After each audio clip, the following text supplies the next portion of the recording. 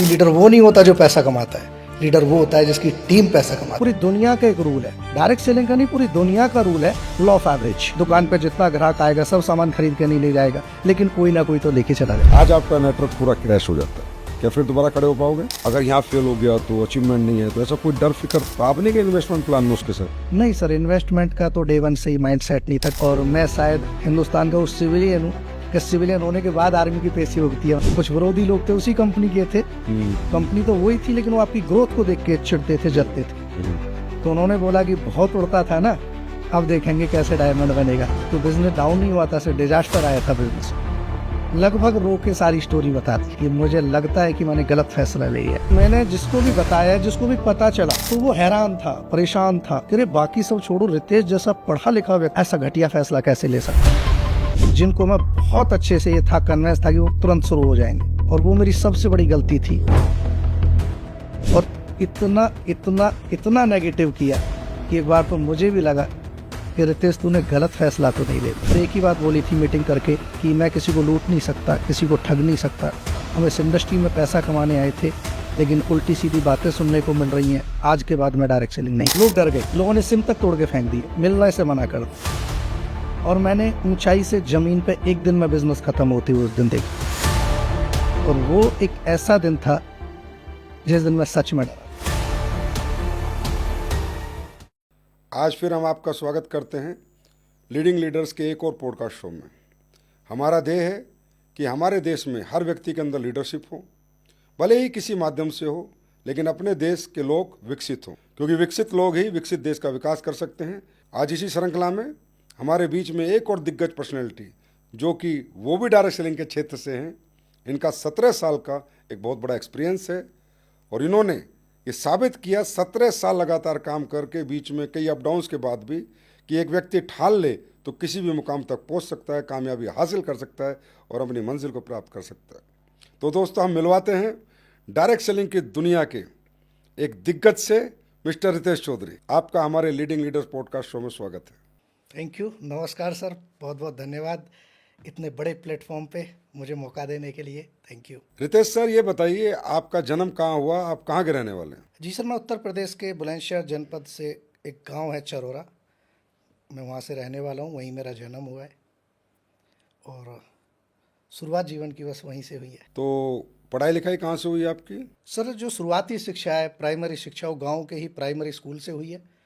और चूँकि गाँव में स्कूल नहीं था आगे का, तो आगे की प्राइमरी शिक्षा से आगे की शिक्षा लेने के लिए पड़ोस में गांव है, वहाँ पे हमें जाना पड़ा, शिक्षा सदन इंटर कॉलेज, जहाँ से मैंने 12वीं तक की पढ़ाई करी है। और उसके बाद जो हमारा डिस्ट्रिक्ट है बुलंदशहर, मैं वहाँ पे आया हूँ, वहाँ से मैंने आगे की पढ़ाई करी है। बहुत बढ़िया। तो आप ये बताइए, आपके भाई बहन कितने हैं? 4 भाई बहन हैं सर, 2 भाई हैं और 2 बहन हैं। बड़े कौन है? एक बहन मुझसे बड़ी है, फिर मैं हूँ, उसके बाद मेरा भाई है, फिर एक सिस्टर है मेरी। अच्छा, पिताजी क्या करते थे आपके? पिताजी मेरे किसान थे, गाँव में खेती करते थे, किसान परिवार में ही जन्म हुआ है। कितनी खेती है आपके पास? छोटी सी खेती है सर, बस गुजारा करने लायक। अच्छा। अच्छे से पापा उससे खेती करके हमें पढ़ाया और उसी में मेहनत करके मतलब घर चलाया, इतनी खेती। तो कैसी थी आपकी आर्थिक स्थिति? ऐसी नहीं थी कि आप इंग्लिश मीडियम में पढ़ते या किसी कॉन्वेंट में पढ़ते? नहीं, ऐसी तो नहीं थी। और पिताजी किसान थे और खेती बहुत थोड़ी थी, मतलब जिससे घर का खान पान चल सके और छोटी मोटी शिक्षा पे भी खर्चा किया जा सके। तो इसलिए शुरुआती शिक्षा जो सरकारी स्कूल होते हैं, इंटर कॉलेज गांव में जैसे होते हैं, उसमें हुई है। कॉन्वेंट के लायक पापा जी अफोर्ड नहीं कर सकते थे, तो शिक्षा तो प्राइमरी स्कूल से ही हुई। पढ़ाई में कैसे थे आप? पढ़ाई में गॉड गिफ्टेड ठीक ठाक था। और ज़्यादा जो रोल रहा है मेरी पढ़ाई में अच्छा होने का, जो श्रेय मैं देना चाहता हूँ, वो टीचर्स के साथ साथ अपने पिताजी को भी देना चाहता हूँ। भले ही मेरे पिताजी किसान थे, लेकिन मैं बोलूँ पढ़े लिखे किसान थे। अच्छा, आपके पिताजी ने पढ़ाई की हुई है? 78 में ग्रेजुएट है मेरे पापा जी। अरे बाप रे! तो फिर उन्होंने कोई जॉब वो उस टाइम तो आराम से नौकरी मिल जाती थी। हाँ, नौकरी मिलती थी सर, लेकिन जैसा कल्चर था उस टाइम पे, 2 भाई हैं, एक नौकरी करेगा तो एक को घर पे रहना जरूरी है। ये हमारे हिंदुस्तान का उन दिनों में 70s 80s में ट्रेंड था। जी जी, कितना ही पढ़ ले कोई, उसको गांव से बाहर एक भाई गांव में रहना ही पड़ेगा खेती संभालेगा। जी। अच्छा, बाकी जो भाई बाहर जाते थे वो जीवन सफल कर लेते थे, उनके बच्चे सफल हो जाते थे, लास्ट में वो खेती वाला बेचारा फिर वो ही खेती में रह जाता था। सही तो बात। पढ़ाई लिखाई पापा जी नहीं कराई। स्कूल की छुट्टियां होती थी सर, जैसे अक्सर स्कूल में 40 दिन की छुट्टी होती है, तो हमारी तो 4 दिन की छुट्टी होती थी बस। 4 दिन बाद ही मुझे पिताजी बोल देते थे कि अगले साल का जो कोर्स है वो लेके आ जा, और छुट्टी छुट्टी हो। और मैं बोलूँ तो स्पेशली मैथ कंप्लीट करा देते। कहाँ तक की पढ़ाई की थी आपने? मैंने सर एमएससी किया है, मैथ बीएससी किया पीसीएम से, फिजिक्स केमिस्ट्री मैथ से, और मैंने एमएससी किया है मैथमेटिक्स से, मैथमेटिक्स से मास्टर्स MSc? की डिग्री ली है मैंने। जैसे आपने मैथमेटिक्स लिया था कि मैं बड़े होके ये बनूंगा, पायलट बनूंगा, डॉक्टर बनूंगा, इंजीनियर बनूंगा, ऐसा कुछ आपने सोचा था? नहीं सर, ऐसा नहीं सोचा था। जैसा मैंने आपको बताया, मेरी जो परवरिश हुई है, मेरा जो जन्म हुआ मिडिल क्लास में हुआ है, और मैंने देखा है कि मिडिल क्लास में पढ़ाई के साथ साथ एक ही गोल दिया जाता है, टारगेट दिया जाता है कि बेटा पढ़ाई लिखाई करो क्योंकि नौकरी करनी है, और अच्छी पढ़ाई करो, नौकरी करनी है, नौकरी करनी है, नौकरी करनी है। और बस इसी उद्देश्य के साथ। और रही मैथमेटिक्स की बात, तो मैंने बताया कि पापा जी स्पेशली पढ़ाते थे, वो मैथमेटिक्स पढ़ाते थे। अच्छा। तो उससे रुचि बढ़ती चली। उसमें आप शार्प कर दिया आपके पिताजी ने मैथमेटिक्स में। तो नौकरी कोई ट्राई करी पढ़ने के बाद, मैथ MA करने के बाद किसी नौकरी में आपने ट्राई भी किया? हाँ, मैं जब 12वीं करने के बाद, जैसे हम लोगों को एक फोर्स का ऑप्शन बड़ा अच्छा ईजी, क्योंकि हमारे घर परिवार से भी लोग होते हैं, और जैसे माहौल से निकलते तो हमारा उद्देश्य वही पुलिस में जाओ, फौज। मेरे चाचा जी खुद फौज में थे, इंडियन आर्मी में थे। अच्छा। तो उनकी वजह से आर्मी में जाना है। लेकिन वहाँ जाके पता चला कि उनके लिए बड़ी रिक्वायरमेंट, फिजिकली रिक्वायरमेंट होती हैं। सबसे पहली रिक्वायरमेंट हाइट थी। तो जब मैंने ट्राई किया तो पता चला कि फोर्स के लायक तो हमारी हाइट नहीं है। और NDA एक चीज़ है, जैसे नेशनल डिफेंस एकेडमी अफसर बनते हैं। तो हम ऐसे माहौल में थे कि जब तक हमें पता चला कि NDA से अफसर बनते हैं, तब तक हमारी उसके लिए एज निकल गई थी। मतलब आप एप्लीकेबल थे, क्वालिफाइड थे, इंटेलिजेंट थे, आर्मी अफसर बन सकते थे, लेकिन अवेयरनेस न होने की वजह से आपकी एज ही निकल गई। नहीं, निकल गई थी। क्या स्टोरी है आपकी, बड़ी गजब। तो फिर क्या किया आपने, फिर कौन सी नौकरी की? सर बस तैयारियां करता रहा, रेलवे के टेस्ट दिए, और बड़ी मिल नहीं रही थी और छोटी में कर नहीं रहा था। जैसे अपना ये ऑर्डिनेंस फैक्ट्री है, मोदी नगर में भी है, देहरादून में भी है, उसका मैंने 2 बार क्वालिफाई कर लिया। अच्छा, भर्ती हो गए थे आप? जी, एक बार इंटरव्यू में रह गया था और एक बार मैं गया नहीं, क्योंकि मुझे लगा कि अच्छी ट्राई करूं, कुछ और ऊपर ट्राई करूं, क्योंकि उस दौरान मैं MSc करने लग गया था। और फिर ट्राई करते करते काफ़ी जगह, कई साल हो गए। मेरे साथ के जो साथी थे वो सब लगभग भर्ती हो चुके थे, तो लोगों को समझ नहीं आता था कि ये बड़ी नौकरी क्या कर रहा है क्या नहीं। वो लोगों को एक ही चीज़ समझ आती थी कि सब लग गए, ये रह गया बस। तो कई बार इस चीज़ को लेकर सुनने को भी मिलता था कि दुनिया लग गई, बस तू ही रह गया। तो क्या फिर इतने साल मैथमेटिक्स अगर MSc एक बच्चा करता है तो 22 साल की उम्र हो जाती है उसकी कम से कम। जी सर। तो क्या फिर आपने आय का क्या संसाधन अपनाया, कोई स्रोत अपनाया, या कोई आय नहीं थी आपकी? सर एक एडवांस एज को लेकर तो ये हुआ कि मैंने बहुत जल्दी से, मैंने 19 साल की उम्र में BSc कर लिया था। अच्छा। ग्रेजुएशन मैंने 19 साल की उम्र में कंप्लीट कर लिया था। तो 22 साल की उम्र में पोस्ट ग्रेड होने वाला था। तो मैंने ट्राई किया, और जब मुझे लगा कि फोर्स वगैरह की नौकरी नहीं मिल रही, तो मेरे जीजा जी जो कि खुद आर्मी में थे, उन्होंने मुझे सजेशन दिया कि तू भर्ती हो जा आर्मी में क्लर्क के लिए, उसके लिए हाइट कम चाहिए, और अगर अफसर बनना है तो डायरेक्ट अफसर बनने से आर्मी में भर्ती होकर अफसर बनना ज़्यादा आसान है। हाँ, सही बात है। तो फिर मैंने क्लर्क के लिए शुरुआत करी, अहमदनगर उन्हीं के पास रहने चला गया। महाराष्ट्र में वो पोस्टिंग थे अहमदनगर। तो क्लर्क के लिए तैयारी करी, रेस वगैरह मारी, लेकिन फाइनली जब मेडिकल का नंबर आया तो पता चला कि आपके कान के पर्दे में छेद है, इसलिए आप भर्ती नहीं हो पाओगे। अच्छा, क्लर्क में आपकी हाइट सेट हो गई थी? हाँ, उसमें सेट हो गया था। हाइट का क्राइटेरिया पूरा हो गया था, लेकिन वहाँ ये बोला गया कि भाई आपके कान में छेद है, तो आपको पता ही नहीं था? जी नहीं पता था। फिर एक बार नौकरी हाथ से निकल फिर गई? हाथ से निकल गई। फिर? और उस दिन ऐसा लगा कि अब तो ये भी चला गया। ट्राई करते करते काफ़ी समय हो गया था, लेकिन मैंने कहीं सुना पढ़ा था कि भगवान तुम्हारे लिए सफलता का एक दरवाज़ा इसलिए बंद करता है क्योंकि उसने उससे भी बड़ा दरवाज़ा शायद आपके लिए खोल के रखा हो। तो फिर मैंने पढ़ाई को देखते हुए और कुछ दोस्तों से मुझे मोटिवेशन मिला, सलाह मिली, मैंने सिविल सर्विस के लिए तैयारी शुरू कर दिया। अच्छा। कि शायद मैं यहाँ पे भर्ती इसलिए नहीं हुआ कि भगवान ने कहीं और मेरे लिए लिखा है। तो मैंने UPSC वगैरह के लिए, सिविल सर्विसेज के लिए तैयारी शुरू कर दिया, कोचिंग लेना शुरू कर दिया पुणे से, और अपने घर में अच्छे से बुक्स वगैरह ला के सब पढ़ाई शुरू कर दिया। फिर दिया वहाँ टेस्ट? हाँ, एक बार मैंने एग्ज़ाम दिया। वहाँ पे इनकम टैक्स ऑफिसर का एक एग्ज़ाम होता है जिसमें प्री और मेंस 2 होते हैं। तो उसका जो प्री था वो मैंने पहली बार में क्वालिफाई कर लिया, जिससे मोटिवेशन और बढ़ गया कि शायद अब तो फर्स्ट टाइम में निकाल दिया मैंने प्री, तो मेंस को भी क्लियर कर देंगे।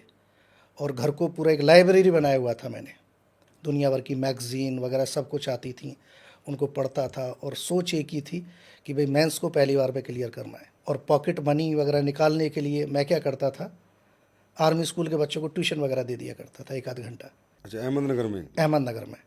वहाँ पे दो फायदे होते थे, एक तो मेरी पॉकेट मनी निकल जाती थी और थोड़ी सी तैयारी भी अच्छी हो जाती सही थी। बात। तो रितेश सर, एक खास बात अब मैं आपके बारे में जानना चाहता हूँ कि एक बच्चा जिसने पोस्ट ग्रेजुएट मैथमेटिक्स से किया, यूपीएससी की तैयारी कर रहा था, आईएएस आईपीएस बनना चाहता था, आईआरएस बनना चाहता था, फिर ये बच्चा डायरेक्ट सेलिंग की तरफ कैसे मुड़ गया और डायरेक्ट सेलिंग में कैसे आया? बड़ी दिलचस्प कहानी है सर डायरेक्ट सेलिंग में आने की।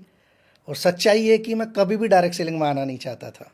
इसकी वजह ये थी कि डायरेक्ट सेलिंग में मैं कुछ बातें जानता था, ओहो, पहले से पहले से नोन था। वो थॉट्स या वो बातें जो मेरे किसी दोस्त या किसी नोन या किसी रिश्तेदार के द्वारा मुझे बताई गई थी, जो अक्सर आज मार्केट में रहती हैं कि ये कंपनियां बेकार होती हैं, इनके चक्कर में नहीं पड़ना चाहिए। सही बात। नेटवर्क मार्केटिंग एक ऐसा बिजनेस है कि मतलब जिसके पास कोई काम नहीं है उसका काम है ये, कंपनियां भाग 2008 जाती। की बात हो, 8 की बात है, 2008 की बात है सर। उस टाइम तो बहुत नेगेटिव परसेप्शन। जी जी सर, जी सर। मतलब हर व्यक्ति इस बिजनेस को मतलब घृणा की दृष्टि से देखता था।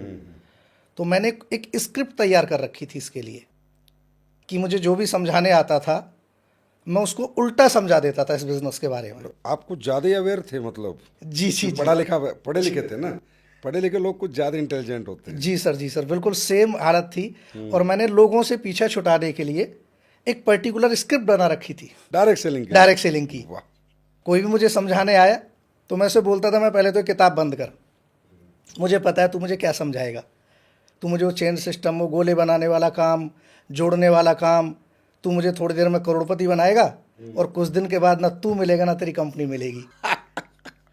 ये स्क्रिप्ट मैंने बहुत लोग, आपने एक मूवी देखी होगी वेलकम, उसमें एक बल्लू नाम का कैरेक्टर है।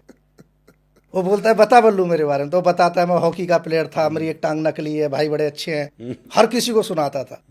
तो मैंने भी एक बल्ली टाइप स्टोरी रट रखी थी। कोई भी आए स्टोरी सुना और निकाल दो इसको घर से। फिर बस सर सबको बात, कितने लोगों को मैंने नेगेटिव कर दिया होगा। और अचानक से एक दिन मैं तैयारी चल रही थी मेरी, शाम को 7-8 बजे मैं पढ़ाई करने के लिए तैयारी कर रहा था। तो मेरे एक नोन थे, जानकार थे, वो मेरे घर पे आए और उनकी बातें सुन के ही मुझे लग गया कि ये जरूर मुझे किसी ना किसी चेन सिस्टम या नेटवर्किंग के बारे में बताने आए। बताना चाहते पढ़ने लिखने वाले बच्चे को। मैंने हाथ जोड़ के विनम्रता से, क्योंकि मेरे जानकार थे, मैं नहीं sir please don't waste my time. हो सकता है आपका टाइम कीमती हो ना हो, लेकिन मेरा समय बहुत कीमती है। आप क्या जानो आईएएस क्या होता है, सिविल सर्विस क्या होती है, मेरे एक एक मिनट कीमती है और मैं इसके बारे में बिल्कुल भी सुनना नहीं चाहता। लेकिन उस व्यक्ति के साथ जो दूसरे शख्स थे, उन्होंने तुरंत बात को पकड़ा और उन्होंने बोला कि रितेश जी, मुझे पता है आप डायरेक्ट सेलिंग के बारे में सब जानते हो, आपको सब नॉलेज है इस बिजनेस के बारे में, लेकिन मुझे आपका सिर्फ आधा घंटा चाहिए। बोले सर किस लिए, जब मुझे करना नहीं, बुजुर्गों ने बोला है जिस गांव जाना नहीं उसका रास्ता क्या पूछना है, फिर मैं आपको आधा घंटा क्यों देना है। बोला मुझे आपका आधा घंटा सिर्फ इसलिए चाहिए कि आपके पास जो इस इंडस्ट्री को लेके जो नॉलेज है वो सही है या गलत है। और ये बात मुझे ठक से सर लगी दिमाग में, यार बात तो सही है, हमने एक परसेप्शन बना रखी, एक धारणा बना रखी है, वो सही है गलत है, ये तो हमें वेरीफाई करना चाहिए। और उस बात ने, मुझे आज तक याद है वो बात, और उस बात को सुन के मैं बात सुनने के लिए तैयार हो गया। और वो शख्स कोई और नहीं, आप थे। और मैं आज उसी दिन से इंडस्ट्री को बोलता हूँ कि शायद कोई और होता तो मैं इस इंडस्ट्री में ना आता। अच्छा, मेरे से कन्विंस हो गए थे आप? जी, इसलिए बोलते हैं ना first impression is the last impression. बोला जाता है कि जब तुम किसी के पास जाके शुरुआत करते हो तो वो एक ज़बरदस्त पंच होना चाहिए, ज़बरदस्त होनी चाहिए आपका वो लाइन कि तुम्हारे पास जो ये नॉलेज है ये सही है गलत है, इसको एक बार जान लो, बाकी फैसला आपका है। उस आपकी एक लाइन ने मुझे आधा घंटा, छोड़ो, आपको याद होगा हमें 8 बजे बैठ के 11 बज गए थे और आपने मुझे नहीं छोड़ा, मैंने आपको नहीं छोड़ा था। मुझे ज़्यादा याद नहीं है, काफ़ी पुरानी बात हो चुकी है। जी सर। पर मुझे ये पता है कि मैं आया था और आपके नेगेटिव परसेप्शन को पॉजिटिव में कन्वर्ट करके ही मैं उठा था, इतना मुझे याद है। सर। तो जब आप आए एकदम से नई इंडस्ट्री में और आपको यहाँ के बारे में कोई नॉलेज भी नहीं थी, कुछ पता भी नहीं था, तो शुरू में कोई तकलीफें हुई या रिजल्ट एकदम आने लग गया, अच्छा रिजल्ट आया, या कुछ परेशानियाँ झेलने के बाद रिजल्ट आया? क्या चुनौतियाँ थी शुरू में? सर सबसे पहली चुनौती तो थी इंडस्ट्री में आना, क्योंकि जैसा आपने बताया उस टाइम पे बहुत ज़्यादा नेगेटिविटी थी।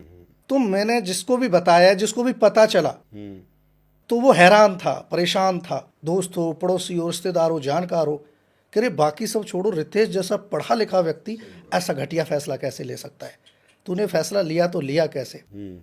क्योंकि सर मैंने बताया मिडिल क्लास से हूँ, बड़ी मेहनत से पढ़ाई करी, माँ बाप ने बड़ा मेहनत करके पढ़ाया, 10वीं करी, 12वीं करी, ग्रेजुएशन हुआ, पोस्ट ग्रेजुएशन हुआ, सपने जगे, उम्मीद लगी कि शायद कहीं ना कहीं सिलेक्शन हो जाएगा, परिवार की स्थिति बदल जाएगी। जी। और ऐसे टाइम पे बच्चा आके बोले मुझे तो जोड़ने वाला काम करना है तो बड़ा शॉकिंग था सभी के लिए, और सबने बड़ा मना किया, गलत जगह पे जा रहा है, गलत काम कर रहा है, ऐसी कंपनियां बहुत आती हैं, रोज़ भागती हैं, देख वो भाग गई, वो भाग गई, वो भाग गई, और तेरी भी भाग जाएगी, हमने करके छोड़ दी ये काम। तो सबसे बड़ी चुनौती तो ये थी, लोगों को फेस कर पाना। फिर उसके बाद चुनौतियों से मुकाबला करके आप कुछ आगे बढ़े? जी सर, वहाँ पे जो सहायक हुई आपके द्वारा दी गई एजुकेशन, और मुझे शुरुआती एक दौर याद है कि मैं बड़ा जोश जोश में, क्योंकि मुझे सुनने के बाद मुझे ऐसा लगा था, क्योंकि मैंने जो आपने कैलकुलेशन समझाई थी पेपर पे, इतने से इतना, इतने से इतना, मैथमेटिक्स का स्टूडेंट होने के नाते वो कैलकुलेशन मुझे समझ में आ गई थी, और एक बात समझ में आ गई थी कि कुछ भी गलत हो सकता है लेकिन गणित गलत नहीं हो सकता। ये होगा नहीं होगा पता नहीं था, एक होप थी, लेकिन अगर ऐसा हो गया तो बहुत बड़ा काम है। आई थिंक 48 लाख, 48.5 लाख का प्लान था। तो मुझे ऐसा लगा कि कुछ मेरे मित्र ऐसे हैं जो मेरे लिए जान भी दे सकते हैं, मेरे बिल्कुल एकदम क्लोज मित्र हैं, अगर मैं उनको जाके बात बताऊं तो शायद वो तो तुरंत कन्विंस हो जाएंगे और एकदम से पैसा दे देंगे। और आपने मुझे रोका भी, लेकिन मुझे समझ नहीं आ रहा था आप रोक क्यों रहे हो अच्छा काम करने से। लेकिन जब नहीं माना मैं, तो आपने मुझे एक बार बोला चल ठीक है मिल के आ जा। अब मैं सबसे पहले उन मित्रों के पास गया जिनको मैं बहुत अच्छे से ये था कन्विंस था कि वो तुरंत शुरू हो जाएंगे, और वो मेरी सबसे बड़ी गलती थी कि मैं बिना एजुकेशन लिए, बिना कोई ट्रेनिंग लिए, सिर्फ जोश जोश में उन लोगों के पास चला गया, और जैसा मुझे बताना आता था, मोटा जोटा जो भी नॉलेज थी, मैंने उनको बता दिया। और मुझे सबसे ज़्यादा नेगेटिव उन्हीं लोगों ने किया, अरे तू किस चक्कर में पड़ गया, यही काम करने थे तो पढ़ाई क्यों करी थी, ये भी कोई करने का काम है, ये तो उनका काम है जिसके पास कोई काम नहीं है। और इतना इतना इतना नेगेटिव किया कि एक बार तो मुझे भी लगा कि रितेश तूने गलत फैसला तो नहीं ले लिया। फिर क्या हुआ? और बस मैं वापस गया, और अहमदनगर जब तक मैं पहुंचा तो मुझे बार बार ये फील हो रहा था कि मैं कब जाऊं वहाँ पे पहुंचूं और कब आपसे मिलूं। तो जैसे ही मैं अहमदनगर उतरा, मैं घर नहीं गया, मैं उतरते ही आपके पास आया मैं, और आप थे आर्मी में थे, शाम का वक्त था, रोल कॉल हो रही थी, मैंने बहुत कॉल करी आपको तो फ़ोन नहीं उठ पाया। तो जैसे ही फ़ोन उठा, बोला क्या बात है, मैं अभी के अभी मिलना है मुझे, अभी के अभी। तो हमारी मुलाकात एक गुरुद्वारे में हुई, और वहाँ पे मैंने आपको लगभग रो के सारी स्टोरी बता दी है कि मुझे लगता है कि मैंने गलत फैसला ले लिया है। तो आपने बड़ा ईमानदारी से और सच्चाई से मुझे बताया कि फैसला अगर गलत हो गया है तो अभी भी वापस जाने का वक्त है। लेकिन 1 घंटा फिर से हम लोग बैठे, और रियली आपने मुझे उस दिन इस इंडस्ट्री की सच्चाई से, गहराई से रूबरू कराया। क्या सच्चाई थी वो? सच्चाई बहुत सारी चीज़ें कि इस इंडस्ट्री के बारे में क्या रूमर्स है, लोग फेल क्यों हो जाते हैं, कंपनियां क्यों भागती हैं, और हम काम कैसे कर पाएंगे, ये जो हुआ है तेरे साथ ये क्यों हुआ है, क्योंकि तुझे इस इंडस्ट्री की कोई नॉलेज नहीं। आज तुझे मैथ की नॉलेज है इसलिए तू मैथ का मास्टर है, तो जिस चीज़ की हमें नॉलेज नहीं होगी, हाफ नॉलेज ऑलवेज डेंजरस। जब आधी अधूरी नॉलेज के साथ आप लोगों से बात करोगे तो नेगेटिव रिजल्ट आने ही आने हैं, और बेटा यही आपके साथ हुआ। उसके बाद आपने क्या किया? उसके बाद मैंने सबसे पहला काम किया ट्रेनिंग लेने का। यस, उसके बाद आपने काम और मुझे आज भी याद है, वो आप फौजी पैंट पहनते हैं, इसमें मल्टीपल पॉकेट्स होती हैं। आपने मुझे बोला कल मैं तेरी ट्रेनिंग करूंगा, और शाम को, अगले दिन शाम को मेरी ट्रेनिंग हुई, लेकिन वो 24 घंटे मुझसे मुश्किल से निकले कि पहले ट्रेनिंग लेनी है, पता नहीं कैसी ट्रेनिंग होगी। और आपने पॉकेट से एक छोटी सी डायरी निकाली, उस पर लिखा, बोला लिख बेटा गोल, जीवन में सफल होना तो गोल बनाओ। एक गोल की पोस्ट होता है, 2 गोल पोस्ट होते हैं, प्लेयर होते हैं, 90 मिनट का गोल होता है, कोई ना कोई रिजल्ट निकलता है। अगर गोल पोस्ट को हटा दें तो रिजल्ट नहीं। वो ट्रेनिंग आज भी मेरे दिमाग में घूमती है सर। ट्रेनिंग के बाद फिर कैसे रिजल्ट आए? ट्रेनिंग के बाद में और पहले में काम करने में बड़ा फ़र्क था। अच्छा। एक पॉजिटिव, एक विश्वास हो गया था, और ट्रेनिंग के बाद मैंने अच्छे से काम करना शुरू किया, और अच्छे रिजल्ट्स कन्वर्ट होने शुरू हो गए। और 1 महीने में मैंने इतना अच्छा काम किया कि वहाँ के जो आपके भी सीनियर अप्लायंस थे वो भी जानने लग गए। सेमिनार स्टार्ट कर दिए थे हमने 1-1.5 महीने में, वहाँ की होस्ट मैंने करना शुरू कर दिया था। ये उस ट्रेनिंग का असर रहा। एक ही ट्रेनिंग? एक ही ट्रेनिंग का। मुझे याद है रितेश जी, आपके अंदर एक बहुत बड़ा जुनून होता था उन दिनों, कि आप एक कसम खा के घर से निकलते थे कि आज, उस टाइम में फार्म भरे जाते थे वहाँ, एक फार्म भरते थे 250 रुपये के आसपास, रजिस्ट्रेशन फॉर्म। Registration form. तो आप कसम खा के घर से निकलते थे कि 15 फार्म भरे बिना रितेश घर नहीं आएगा, और आप रात के 2 बजे आते थे, कभी 1:30 बजे आते थे, और वो फार्म ला के देते थे कि सर जहाँ बैठ जाता हूँ फार्म भर के आता हूँ। वैसे करके मतलब वो आपका जुनून देखने लायक था। तो फिर बढ़िया चल गया बिजनेस? जी सर, वो इसलिए होता था सर, मेरे लाइफ में एक उसूल रहा है कि या तो नथिंग या एवरीथिंग, या तो बिल्कुल मत करो, नहीं तो झोंक के करो अपने आप को। तो अच्छा बिजनेस चल रहा था, सब कुछ अच्छा चल रहा था, इंश्योरेंस पे हम लोग काम करते थे। और मुझे याद है फौज की तनख्वाह उस टाइम पे 8 साढ़े 8 हज़ार हुआ करती थी, और हम जो इंश्योरेंस लेके जाते थे वो 15,000 का हुआ करता था। और लोग बोलते थे कि तनख्वाह 8,000 है, 15,000 कौन देगा। और हम एक एक घर से 3 इंश्योरेंस भी लेके आए, 45 हज़ार के। उस सब आप उस एजुकेशन का कमाल था उसका। तो रितेश सर, रिजल्ट अच्छे आ रहे थे आपको? तो रिजल्ट अच्छे आते रहे तो बिजनेस अप डाउन हुआ या अप ही अप होता चला गया? नहीं सर, बहुत अच्छा चल रहा था और अप ही चल रहा था। हर दिन, हर वीक, हर मंथ ग्रोथ अच्छी आती चली जा रही थी, चेक इम्प्रूव कर रहे थे। अचानक से एक दिन दुर्घटना घटती है कि आर्मी में हमारा बिजनेस मोस्टली था, क्योंकि आप फौज में थे, मोस्टली लोग वहाँ पे फौज में थे। तो आपको याद, हमने एक फंक्शन किया था जिसमें मैं उस कंपनी का पहला रैंक क्लियर किया था। तो एक फंक्शन किया था हमने, जिसकी कुछ लोगों ने, कुछ विरोधियों ने, कुछ चिढ़ने वाले लोगों ने कि भाई इतनी तेज़ तरक्की क्यों कर रहा है, उन्होंने वीडियो वगैरह बना ली थी जिसमें आपने इस बिज़नेस के बारे में बोल दिया था, मैं 40,000 कमाता हूँ, हफ्ते का 50,000 कमाता हूँ, फौज मुझे 8,000 देती है, ऐसा करके आपने कुछ बोल दिया था। उसकी वीडियो रिकॉर्डिंग कर ली किसी ने और आपके सीनियर अफसर्स तक वो पहुँचा दी थी। और वो दिन मुझे याद भी याद है कि बिज़नेस डाउन नहीं हुआ था, सिर्फ डिजास्टर आया था बिज़नेस में। आर्मी में एक लेटर सर्कुलेट हुआ कि कोई भी आर्मी पर्सन आज के बाद इस बिज़नेस को नहीं करेगा। मेरी भी पेशी हुई थी। आपकी भी पेशी हुई थी, और मैं शायद हिंदुस्तान का उस सिविलियन हूँ कि सिविलियन होने के बाद आर्मी की पेशी भुगती है मैंने आपके साथ। भुगती है, हाँ। अफसरों के सामने हम खड़े थे और मैं पूरी किताब वगैरह लेके गया, तो मैगजीन्स वगैरह आती थी। और आप कोई भी अफसर सवाल पूछता था तो आप एकदम बोलते थे, रितेश वो वाली मैगजीन निकाल के दिखा। और हमने सब कुछ दिखाया उनको। लेकिन लेटर सर्कुलेट हुआ और लोग डर गए, लोगों ने सिम तक तोड़ के फेंक दिए, मिलने से मना कर दिया। और मैंने ऊंचाई से ज़मीन पे एक दिन में बिज़नेस ख़त्म होते हुए उस दिन देखा था। और वो एक ऐसा दिन था जिस दिन मैं सच में डरा था। मुझे ऐसा लगा कि आज कैरियर ख़त्म हो गया। और हम वापस ऑफिस, हमने एक बनाया हुआ था, भिंगार नाम की एक जगह थी। हम शाम को फिर से ऑफिस में इकट्ठे हुए और उस दिन में सेकंड टाइम ऐसा लगा कि यार रितेश आज वाकई में ख़त्म हो गया आज तो। और हम परेशान हो गए, मैं भी परेशान हो गया, क्योंकि अच्छी खासी इनकम आती थी, आपकी मुझसे भी अच्छी आती थी। हमारे दूसरे गुरु मामचंद सर थे, उन्होंने वरना ले रखी थी, उनकी गाड़ी की अच्छी खासी किस्त जाती थी। तो सर भी बोल रहे किस्त कैसे जाएगी अब।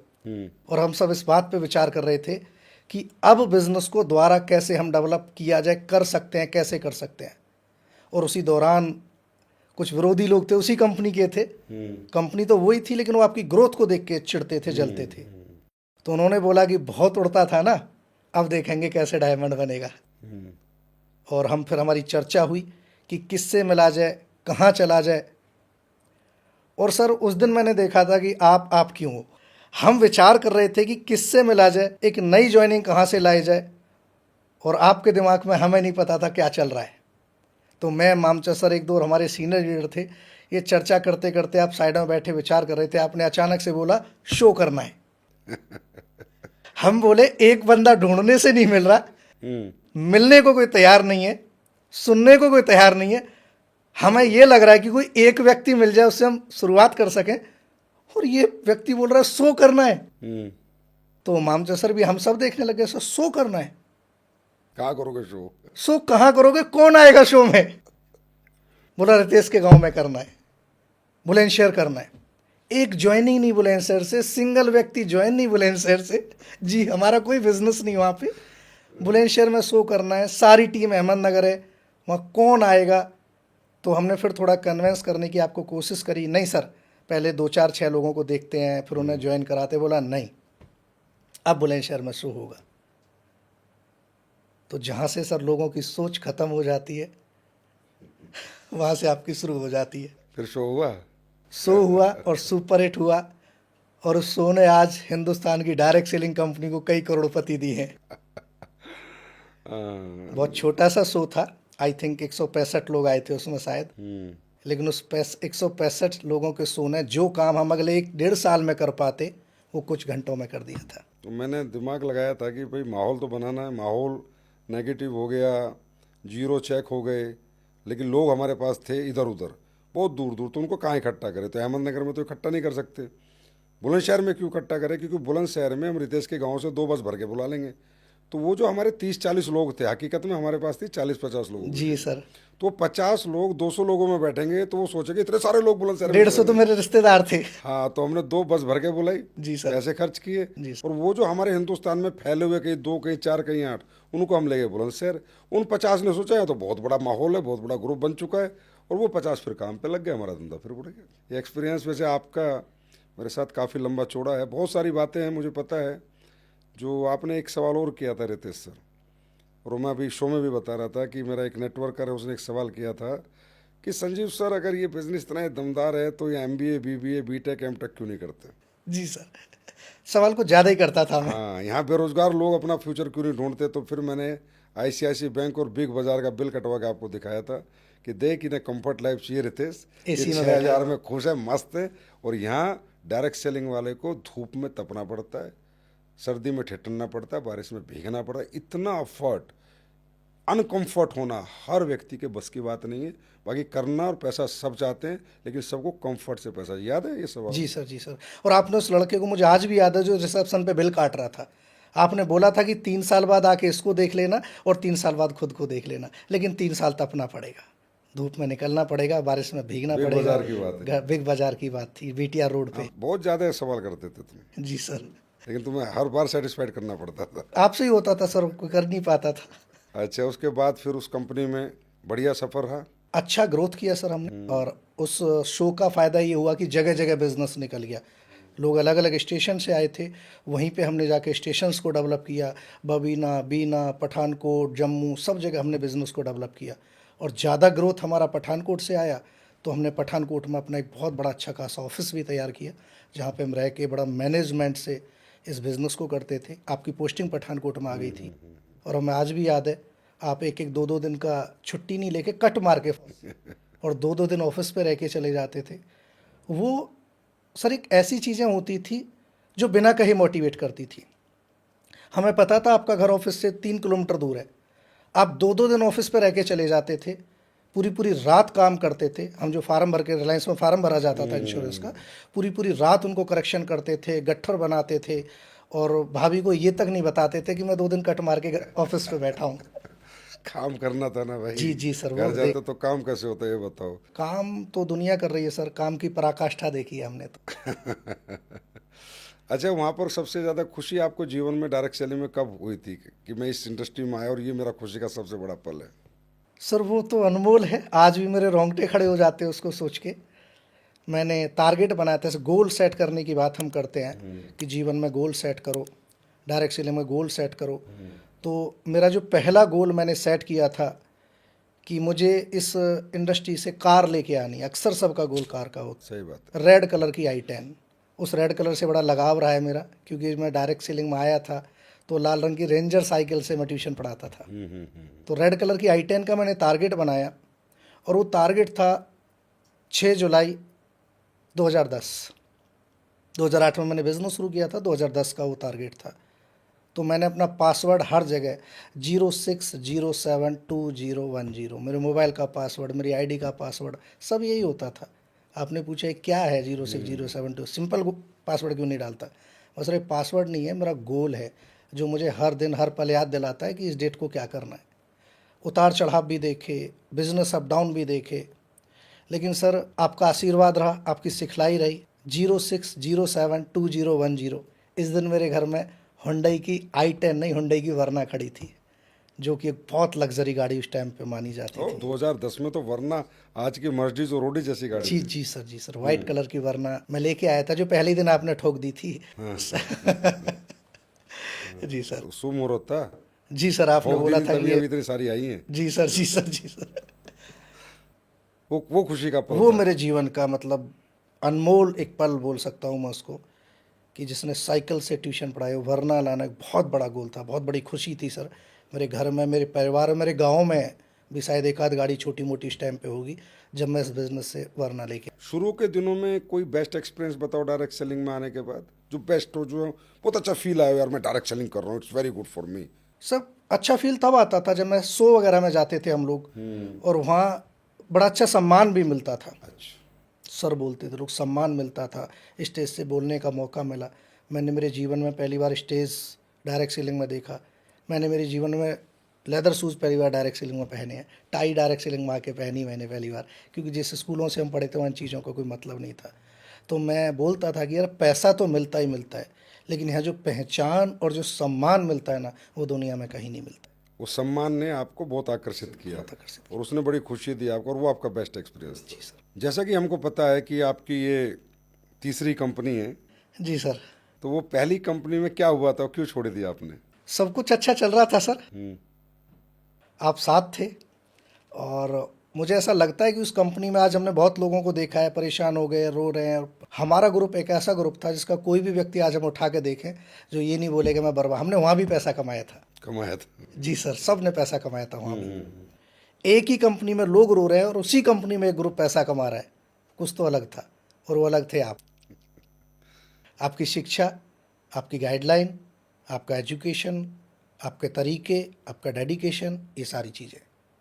लेकिन अचानक लाइफ में सब कुछ हमारे हिसाब से नहीं होता है। वहाँ पे इंश्योरेंस होता था, रिलायंस का लाइफ इंश्योरेंस था। 15,000 रुपये लेते थे, और हमें ऐसा लगता था कि एटलीस्ट जिससे पैसा ले रहे हैं हम वर्थ दे रहे हैं उसको, कल को कुछ हो गया बीवी बच्चों को पैसा मिल जाएगा। लेकिन हमें नहीं पता था इंश्योरेंस, हम जानते नहीं थे। हमें तो जो बताया गया वो हमने बेचा। 3-4 साल बाद जब रिन्यू कराने का टाइम है, वापस लेने का टाइम आया, तो पता चला कि जो कंडीशंस बताई गई थी वो नहीं थी, अलग थी। और तुरंत की तुरंत हमें पता चला कि कंपनी में अब हम इंश्योरेंस नहीं बेच सकते, क्योंकि IRDAI की गाइडलाइन आ गई थी कि जो लाइसेंस होल्डर है वही पॉलिसी सेल करेगा, कॉर्पोरेट एजेंट। तो हमें ऊपर से आदेश मिला कि इंश्योरेंस बंद करो। और जबकि मुझे अच्छे से याद है कि पूरी कंपनी मिलकर इतना इंश्योरेंस नहीं बेचती थी जितना हमारा आपका ग्रुप बेचता था। वहाँ के डायरेक्टरों ने अलग से हमें एक ट्रेनिंग भी दी थी जयपुर के अंदर, क्योंकि हमने एक क्वार्टरली में शायद 800 इंश्योरेंस बेचा। गिफ्ट में दी थी। गिफ्ट में दी थी एक ट्रेनिंग। अच्छा खासा काम चल रहा था, और आप भी ये बोलते थे कि एटलीस्ट किसी की लाइफ सेव कर रहे हैं, किसी को इंश्योरेंस देकर उसका पैसा भी सेव करा रहे हैं हम, और उसका जीवन भी सेव करा रहे हैं, एक अच्छा काम। अचानक से मैसेज मिला कि इंश्योरेंस छोड़ दो, अभी आपको सूट, साड़ी, जूते, घड़ी, ये तामझाम बेचना पड़ेगा। और जिसको सुनकर आप एक बार बहुत बौखला गए थे, नाराज़ हो गए थे, यार ये तामझाम नहीं बेचेंगे हम। लेकिन ऊपर वालों ने बताया, आदेश दिया कि संजीव, उस मीटिंग में मैं साथ बैठा था आप, अच्छा। जो आपने विरोध किया था, कि संजीव चलते काम में रोड़ा नहीं अटकाया करते, बेचो कोई बात नहीं है। और आपने अपलाइन की बात को मान के और हमें फिर से आदेश दिया, बेटा कोई बात नहीं, लास्ट ट्राई, एक नई शुरुआत हम फिर से करते हैं। और फिर से शुरुआत करी, लेकिन 1 महीने के अंदर ही पता चल गया, एक कड़वा अनुभव मुझे भी हुआ, एक आपको भी हुआ, कि यार इस प्रोडक्ट में दम नहीं है, हर व्यक्ति की नीड नहीं है ये प्रोडक्ट। हर व्यक्ति की ये प्रोडक्ट हमें थोपना पड़ रहा है ज़बरदस्ती। हर व्यक्ति सूट नहीं पहनेगा, किसान आदमी सूट नहीं पहनेगा, गांव का आदमी सूट नहीं पहनेगा, ज़बरदस्ती चिपकाना पड़ रहा है। और आपने फिर एक ही बात बोली थी मीटिंग करके कि मैं किसी को लूट नहीं सकता, किसी को ठग नहीं सकता। हम इस इंडस्ट्री में पैसा कमाने आए थे, लोगों को कमवा के, लोगों के दिल जीत के, लेकिन उल्टी सीधी बातें सुनने को मिल रही हैं, प्रोडक्ट में क्वालिटी नहीं है। आज के बाद मैं डायरेक्ट सेलिंग नहीं करूँगा। और हम सब शॉक्ड रह गए थे आपका वो फैसला सुन के, क्योंकि किसी व्यक्ति का बिजनेस ना चल रहा हो, परेशान हो, टूट गया हो, वो बोले मैं बिजनेस नहीं करूँगा, तो समझ में आता है। लेकिन जो व्यक्ति 2-2 आईडी पे डायमंड हो और रनिंग इनकम आ रही हो, कैपिंग लग रही हो, वो व्यक्ति बोले कि मैं प्रोडक्ट से सेटिस्फाइड नहीं हूँ, मैं बिजनेस नहीं करूँ। लाखों रुपए में कमाते, लाखों रुपए आप कमाते थे, क्रूज गाड़ी मेंटेन करते थे, जयपुर में अच्छा घर था, और आपने वो फैसला लिया। और वजह थी उन प्रोडक्ट में क्वालिटी, कमियाँ, बहुत सारी चीज़ें होना, और इसके ऊपर काफ़ी बहस भी हुई थी। और मुझे याद, एक डायरेक्टर बैठे थे वहाँ के, उन्होंने बोला था कि संजीव, अच्छे पैसे कमाने तो घटिया प्रोडक्ट बेचना पड़ेगा। और आपने बोला था कि संजीव कभी जीवन में गाली खा के पैसा नहीं कमाएगा, जाके ATM पे नौकरी कर लेगा, लेकिन लोगों की गालियाँ नहीं खाएगा, किसी को बद्दू वाले के पैसा नहीं कमाएगा। और मेरे जीवन का एक्सपीरियंस ये है 17 साल का, कि पहला व्यक्ति देखा था जो रनिंग इनकम पे कंपनी छोड़ के चला गया था। बददुआ तो फिर आप लोगों ने भी दी थी ना? सर देना तो वजह थी, हमने कैरियर झोंक दिया था, सब कुछ लगा दिया, तो हमें ऐसा लगा था अब क्या होगा। मेरी पूरी टीम जब मैं छोड़ के चला गया कि मैं डायरेक्ट सेलिंग नहीं करूंगा तो बददुआ दे। सर आप तो नौकरी कर लोगे एटीएम पे जगह, हमारे पास तो वो भी नहीं थी। अच्छा, मैं एटीएम की नौकरी करता। एक आपने बोला था ना, बोला नौक कर सकता हूँ लेकिन मैंने बोला था कि मैं Yes. नौकरी कर सकता हूँ लेकिन ये किसी की घटिया बात प्रोडक्ट नहीं बेचूंगा। तो हमने बोला हम क्या करेंगे। लेकिन हमारे बहुत लोग नाराज भी हुए थे, वो तो बाद में कुछ सालों में उन्हें पता चला कि क्या सही सही क्या गलत फैसला था, जीवन का एक बहुत था। अच्छा लेकिन फैसला। लोग हमारे बड़े नाराज हुए थे, खासकर तुम बोले मेरी तो जिंदगी हमारा कैरियर लग गया। अपलाइन मेरा कैरियर लगा कर आप छोड़ के जा रहे हो। तो मैं बोला रितेश यार मैं कुछ नहीं कर सकता, और तुम लोगों को जो करना है जहाँ जाना है वहाँ चले जाओ। बहुत से लोग थे जो अलग अलग कंपनी में चले गए, तो तुम भी तो किसी कंपनी में गए थे, दूसरी कंपनी में। जी सर, जब बिखराव होता है तो बोलते हैं ना विष और अमृत दोनों चीज़ें निकलती हैं। तो हमारा कैरियर मैंने डायरेक्ट सेलिंग को मान लिया था। मेरे छोटे भाई हैं। हाँ तो करते क्या, मैं कौन सा नौकरी दे सकता था तुम्हें। जी, जी, मेरे जी, पास क्या था, मैं खुद ही छोड़ चुका था, मैं क्या करता फिर। तो सर कैरियर मान लिया था। छोटा भाई अरुण चौधरी आप जानते हो, वो तो रोने लग गया था, बोला भाई ज़िंदगी बर्बाद हो गई, कैरियर ख़राब हो गया, ये हो गया वो हो गया। तो मैंने उसको समझाया कि कोई नहीं, घर जाके तू अपना खेती कर ले, दूसरा ऑप्शन है दुकान कर ले, तीसरा ऑप्शन है तूने आईटीआई की हुई है नौकरी कर ले। बोला आप क्या करोगे। बोला मैं तो नेटवर्किंग करूँगा। बोला क्यों। बोला एक बात समझ, मेरा जो भविष्य है ना, मुझे संजीव सर ने एक बात समझाई थी कि मेरा जो भविष्य है ना वो डायरेक्ट सेलिंग है, ना कि कंपनी। अगर डॉक्टरी कोई अच्छा व्यक्ति है, काबिल व्यक्ति है, बात आपने मुझे एक बार समझाई थी अपने क्वार्टर पे बैठ के कि बेटा अगर कोई डॉक्टर है, वो काबिल डॉक्टर है, उसके अंदर हुनर है, काबिलियत है, अगर कल वो हॉस्पिटल में जॉब कर रहा है और किसी वजह से वो हॉस्पिटल बंद हो जाए तो डॉक्टर क्या करेगा। दूसरा हॉस्पिटल कर लेगा, तीसरा कर लेगा, जम्मू की। सही बात। जी सर, तो मैंने बोला था मेरा कैरियर डायरेक्ट सेलिंग है, ना कि ये कंपनी। अगर इस कंपनी में दिक्कत आई है तो मैं डायरेक्ट सेलिंग करूंगा। और मैंने बस सर्च करना शुरू कर दिया। कौन सी कंपनी में गए थे। लोगों ने मुझे समझाया कि अगर डायरेक्ट सेलिंग में लंबा कैरियर देखना है, बड़ा कैरियर देखना है, तो यूएस की कंपनी पकड़ो, क्योंकि हिंदुस्तान की कंपनियां तो मुन्नी से भी ज़्यादा बदनाम हो चुकी थी उस टाइम पे। अच्छा। ये बोलता था कि हिंदुस्तान की कंपनियों में कैरियर नहीं है, यूएस की कंपनी करो और हेल्थ में जाओ, वेलनेस में जाओ। तो हमें किसी ने बताया कि एक कंपनी आई है, अच्छा प्रोडक्ट लेके आई है और हेल्थ का प्रोडक्ट है, मोरिंगो। तो वो यूएस की है। वो तो हमें बाद में पता चला जब मैंने एक दिन उसके टॉप लीडर को बैठाया और मैंने बोला सर आपको आपके बच्चों की कसम है, मैंने अपना कैरियर लगाया है, मुझे झूठ मत बोलना। कई कंपनी वाकई में यूएस की है, क्योंकि जो एड्रेस उन्होंने दिया हुआ था कैलिफोर्निया का, मेरा पंजाब की टीम से एक बंदा वहाँ रहता था और वो दिए हुए एड्रेस पे पहुँच गया और सर वहाँ कुछ नहीं था। तो जब मैंने उनको पूछा तो पता चला कि कंपनी चेन्नई की है। देखो मतलब हमारे देश में कमाल के लोग हैं, यूएस का एड्रेस लाके पूरे देश को बेच दिया है। इंडिया की कंपनी यूएस, मतलब कितनी कैसी सोच के लोग हैं, ऐसे पवित्र बिजनेस में इस तरह के काम करते हैं। फिर वहाँ कैसा रहा आपका कैरियर। वहाँ भी सर अच्छी मेहनत करी और दोबारा से नेटवर्क बिल्ड किया, क्योंकि ये भी आपकी सिखलाई थी। जब पहली बार नेटवर्क टूटा था तो आपने एक बात बोली थी कि बेटा ये जो लोग आए थे इन्हें कौन लाया था, इन्हें भी तो हम लाए थे। जो हमारे पास कोई अनुभव नहीं था, अचीवमेंट नहीं थे, कुछ नहीं थे, तब हम इतना बड़ा नेटवर्क ला सकते हैं, तो हम दोबारा भी खड़ा कर सकते हैं। और आपकी वही सिखलाई यहाँ पे काम आई। हमने एक दोबारा से जीवन की एक नई शुरुआत करी। हमने सोचा ट्रेडिशनल में भी तो नुकसान होते हैं, लोग जीरो से शुरुआत करते हैं, फिर जीरो से शुरुआत करी और फिर 2-2.5 साल काम करके, मेहनत करके एक अच्छा पैसा, एक अच्छा मुकाम, एक सब कुछ सेटअप कर लिया दोबारा से। तो वो बढ़िया चल रहा था आपका, तो फिर असली विश्व में क्यों है। सब कुछ अच्छा चल रहा था सर, लेकिन बोलता नहीं भगवान भी कोई चीज़ है इस दुनिया में, और वो जो करता है अच्छा करता है। सब कुछ अच्छा चल रहा था और पहली प्रॉब्लम आई प्रोडक्ट को लेके। प्रोडक्ट की शॉर्टेज होने लग गई, अननेसेसरी प्रोडक्ट ज़बरदस्ती उन्होंने डालना शुरू कर दिया, स्टेम सेल वगैरह, जिस पे दुनिया की साइंस आज भी रिसर्च कर रही है। उस प्रोडक्ट को कंपनी में लेके आ गए। मैंने डायरेक्टर से पूछा भी कि सर ये प्रोडक्ट तो वर्ल्ड लेवल पर रिसर्च चल रही है, आप कहाँ से ले आए। कि नहीं नहीं नहीं सब चलेगा और बेचो। तो वही ज़बरदस्ती प्रोडक्ट को लेके जो हम एक दिन देख के आए थे, वही जो दोबारा होने लग गई और हमारा जो अपलाइन हुआ करता था वो इन्वेस्टमेंट में चले गए। इन्वेस्टमेंट प्लान में चले गए और मुझे पता चला कि जिसके डाउन में काम करके मैं 10-10 लाख रुपए का धंधा देता हूँ वीकली, वो मेरी टीम में इन्वेस्टमेंट के प्लान कर रहा है। तो आपने क्या इन्वेस्टमेंट प्लान में उसके साथ। नहीं सर, इन्वेस्टमेंट का तो डे वन से ही माइंड सेट नहीं था, क्योंकि मुझे प्रोडक्ट बेस्ड बिजनेस समझ में आ चुका था। लालच नहीं है आपको। लालच, जब हमने मोरिंगो में बड़ी दिक्कतें आई मैनेजमेंट से, इन सब चीज़ों से, जब मुझे लगा कि अब ये शायद कंपनी आगे नहीं चल पाएगी, आपस में इतने पंगे, सीनियर लीडर्स में किसी से किसी को कोई मतलब नहीं, कोई एजुकेशन सिस्टम नहीं, कोई मैनेजमेंट नहीं, अपनी अपनी ढपली, अपना अपना राग, पैसा आ रहा है तो आ रहा है, नहीं आ रहा तो नहीं आ रहा, किसी को कोई मतलब नहीं था। तो उस वक्त पे मैंने, क्योंकि चेले तो कहीं ना कहीं आपके ही थे, तो मैंने डिसीजन लिया कि हमें ये कंपनी आगे नहीं करनी है। और जो भी लोग मेरे साथ काम कर रहे थे, मैंने सेम आपके तरीके से उन लोगों को समझाया कि अब मैं मोरिंगो नहीं करूँगा।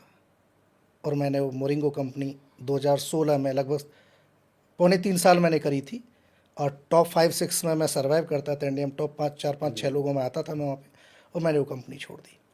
फिर एसलीपीएस का मन क्यों किया?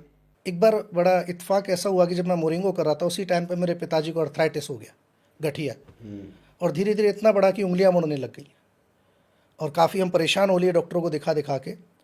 अचानक हम टच में रहते थे, बातचीत करते थे, और मुझे याद है घर पे भी आए बीच में मैं एक तो दो बार। मोरिंगो में भी ट्रेनिंग सिखाई थी। जी, मुझे वो ट्रेनिंग मेरी मोरिंगो की बेस्ट ट्रेनिंग साबित हुई। एसलीपीएस कंपनी का मैं डायरेक्टर था, और मोरिंगो में तुम्हारा मुझे आता है फोन, मुझे याद है, और एसलीपीएस खुले हुए साल भर भी नहीं हुआ था, और मैंने तुम्हें पूरी ट्रेनिंग लिखी। मैं लखनऊ ट्रेनिंग लेने जा रहा था, कंपनी लेवल की ट्रेनिंग। हाँ, कि मगर जा ये ट्रेनिंग दे मोरिंगो में। मैंने आपको फ़ोन किया कि गुरुजी कल पहली ट्रेनिंग होने जा रही है मेरी, क्या करना है। तो मुझे आपने वो ट्रेनिंग दी थी, 1-1.5 घंटा सुनाई थी, रिकॉर्ड कराई थी कि डायरेक्शन, डिसीजन, इन सब चीज़ों को बनाकर। और मेरी ट्रेनिंग मोरिंगो में उसने मुझे सच में जो पहचान मुझे मोरिंगो में दिलाई थी, वो उस ट्रेनिंग के बाद मुझे पहचान मिली थी। तो टच में रहते थे। मैं एक दिन यूट्यूब पे वीडियो देख रहा था, तो स्क्रॉल करते हुए मुझे एक वीडियो सामने आया स्लीपलेस वेलनेस का। वो देखने को मैं रुका क्यों, क्योंकि जो समस्या मेरे घर में थी सेम मुझे वीडियो में दिखी। एक 70-75 साल की अम्मा, वो वीडियो आज भी यूट्यूब पे आपको मिल जाएगा। 70-75 साल की अम्मा बता रही थी, हरियाणा की वीडियो वो, कि मेरे गोडों में दर्द रहता था। हाँ, सही है, शुरू करो। चल नहीं पाती थी, और ये डब्बा पिया है ना, उसको कंपनी का नाम पता ना डब्बे का नाम पता, और 2.5 डब्बा पी लिया। आज मैं भैंस का दूध निकाल देती हूँ, और जब घूमने जाती हूँ तो मेरी बहू कहती है कि अम्मा जवान हो रही है, ऐसे कह के हंस देती है। मैंने आपको फ़ोन किया क्योंकि मैं परेशान था कि सर क्या भैया बोलता था उस टाइम पे मैं, कि ऐसे ऐसे बात है, क्या ये वाकई में सच है वीडियो, है आपने बनवा के डलवाया है? तो आपने बोला कि रितेश, ह्यूमन नेचर है, अगर कोई व्यक्ति अपने प्रोडक्ट के बारे में बात करेगा तो सामने वाले को लगता है कि शायद ये बेचने की वजह से कर रहा है, लेकिन मैं कंपनी चला रहा हूँ, 1-2 प्रोडक्ट बेच के कुछ नहीं होगा। तू काम धाम छोड़, कंपनी छोड़, तू पिताजी के लिए प्रोडक्ट मंगा, क्योंकि मेरे घर परिवार से भी आप अटैच रहे हो, और घर में भी आना जाना रहा है, मेरे हर सुख दुख में घर तक साथ रहे हो। तो आपने बोला पिताजी के लिए प्रोडक्ट मंगा, और वो प्रोडक्ट आपने रिकमेंड किया था थंडर ऑर्थो JC ऑयल। 2 महीने का प्रोडक्ट मंगाया, और जब वो प्रोडक्ट पिताजी को मैंने दिया तो लगभग 15-20 दिन, महीना बाद पिताजी को मैंने पूछा क्या स्थिति है, तो उन्होंने बोला जो ज़्यादा पेन, जकड़न होती थी उसमें थोड़ा रिलीफ है। तो मुझे लगा आयुर्वेद है, स्लो रिजल्ट आएगा, लेकिन अगर इतना भी है तो क्योंकि डॉक्टरों ने मना कर दिया था, घुटने चेंज करने पड़ेंगे ये बोल दिया था, जो ख़राब हो गया उसको रिकवर नहीं कर सकते, और अर्थराइटिस एक ऐसी बीमारी है जो कभी क्योर नहीं होती है। फिर एक प्रोडक्ट मैंने सिस्टर को यूज़ कराया थायराइड में, जो मेरी बहन अहमदनगर में थे उनको, और मुझे प्रोडक्ट में अच्छा लगा, प्रोडक्ट में रिजल्ट आया। और मुझे ऐसा लगा कि अगर प्रोडक्ट में दम है तो मेहनत तो हम करना जानते हैं, एक्सपीरियंस भी पुराना, सीखे हुए भी हैं, तो फट्टे चक देंगे। और वो मेरा मन बना प्रोडक्ट को देख के कि हमें एसलीपीएस करनी चाहिए। तो रितेश सर, पिछली 2 कंपनियों में मिला जुला आपका एक्सपीरियंस रहा, कुछ पॉजिटिव, कुछ नेगेटिव, कुछ गुड एक्सपीरियंस, कुछ बैड एक्सपीरियंस। तो जब आप एसलीपीएस ज्वाइन किया तो मतलब आप में वही पॉजिटिविटी थी, या कोई डर था, फिक्र था कि अब क्या होगा, कैसे होगा, या बिल्कुल एकदम पॉजिटिविटी के साथ ही आप आए थे और आपको लग रहा था सब यहाँ अच्छा ही होगा? जब डिसीजन ले रहा था तो उस टाइम पे इन्वेस्टमेंट का थोड़ा बोलबाला हो चुका था। कुछ लोगों ने बोला कि यार आज तुझे इस इंडस्ट्री में 9 साल हो गए, आज भी उसी मुकाम पे खड़ा है जहाँ से शुरुआत की थी, तो हमें लगता है कि ये बदलना चाहिए तुझे, प्रोडक्ट बेस का ज़माना जा चुका है, इन्वेस्टमेंट काम करना चाहिए, रातों रात पैसे बनते हैं, जितनी मेहनत तूने यहाँ की है इतनी मेहनत यहाँ कर ली होती तो शायद कितने करोड़ का मालिक होता। लेकिन ये एक अलग सच्चाई थी, जो रियल सच्चाई थी इन्वेस्टमेंट वगैरह की, वो भी मैं जानता था। और मैं लोगों को एक ही बात बोलता था कि अगर भूख लग रही है, रोटी ना मिले तो कीचड़ थोड़ी खाएंगे, गलत काम कभी नहीं करेंगे, करेंगे तो प्रोडक्ट बेस ही करेंगे। और मेरी यही जिद थी कि मैं कभी भी जीवन में डायरेक्ट सेलिंग करूँगा और प्रोडक्ट बेस ही करूँगा। तो ये वजह मुझे एसलीपीएस की तरफ खींच के लेके आई थी, इसके प्रोडक्ट के रिजल्ट। डर नहीं लगा कि भाई अब तीसरा चांस है, अगर यहाँ फेल हो गया तो अचीवमेंट नहीं है, तो ऐसा कोई डर फिक्र था, या कॉन्फिडेंस था कि नहीं सब कर लेंगे? नहीं सर, डर नहीं था। डर नहीं था? डर नहीं था, वो डर तो मेरी पहली 2 घटनाओं ने निकाल दिया था। सबसे पहली घटना अहमदनगर वाली, और फिर वो डर नहीं था। हमें लगता था कि नेटवर्क बना देंगे, प्रोडक्ट में दम होना चाहिए, प्रोडक्ट अच्छा होना चाहिए। तो आप तो पिछली कंपनी में टॉप 5 में थे, तो आपके साथ बहुत हज़ारों लोग आए होंगे। कोशिश करी, शुरुआत करी, और शुरुआत में बड़े एफर्ट किए उन लोगों को कि ये लोग साथ में आएंगे तो शायद काम अच्छा होगा, लेकिन कोई साथ नहीं आया। और एक बड़ा अच्छा सा इंसिडेंट मुझे याद आ रहा है कि जब मैं पुराने सारे लोगों को ट्राई किया तो उन्होंने यही बोला कि पहले तुम ट्राई कर लो, पहले तुम दिखाओ, क्योंकि उन्हें एक फेलियर का दिखाई देता था कि शायद हो पाएगा नहीं हो पाएगा। तो आपने मुझे देसी भाषा वाली कहावत सुनाई जब मैं परेशान होकर आके बैठा कि बेटा आज मैं तुझे जीवन का एक राज सिखाता हूँ। मैं बताओ सर, दूसरे ऑफिस की, पुराने ऑफिस की बात है। बोला अगर तुझे सफल होना है ना तो पहले तो फ्रेशर से काम स्टार्ट कर, फ्रेश लोगों के पास जा, क्योंकि जो पुराने लोग हैं ना वो तुम्हारी सफलता कम असफलता को ज़्यादा जानते हैं, और पुराने लोगों के पास बार बार जाके उन्हें कन्विंस करना, ऐसे जैसे गांव में बोलते हैं ना, बाकड़ी भैंस का दूध निकालना, वो दूध कम देगी लात ज़्यादा मारेगी, तो ये काम कम नखरे ज़्यादा होंगे।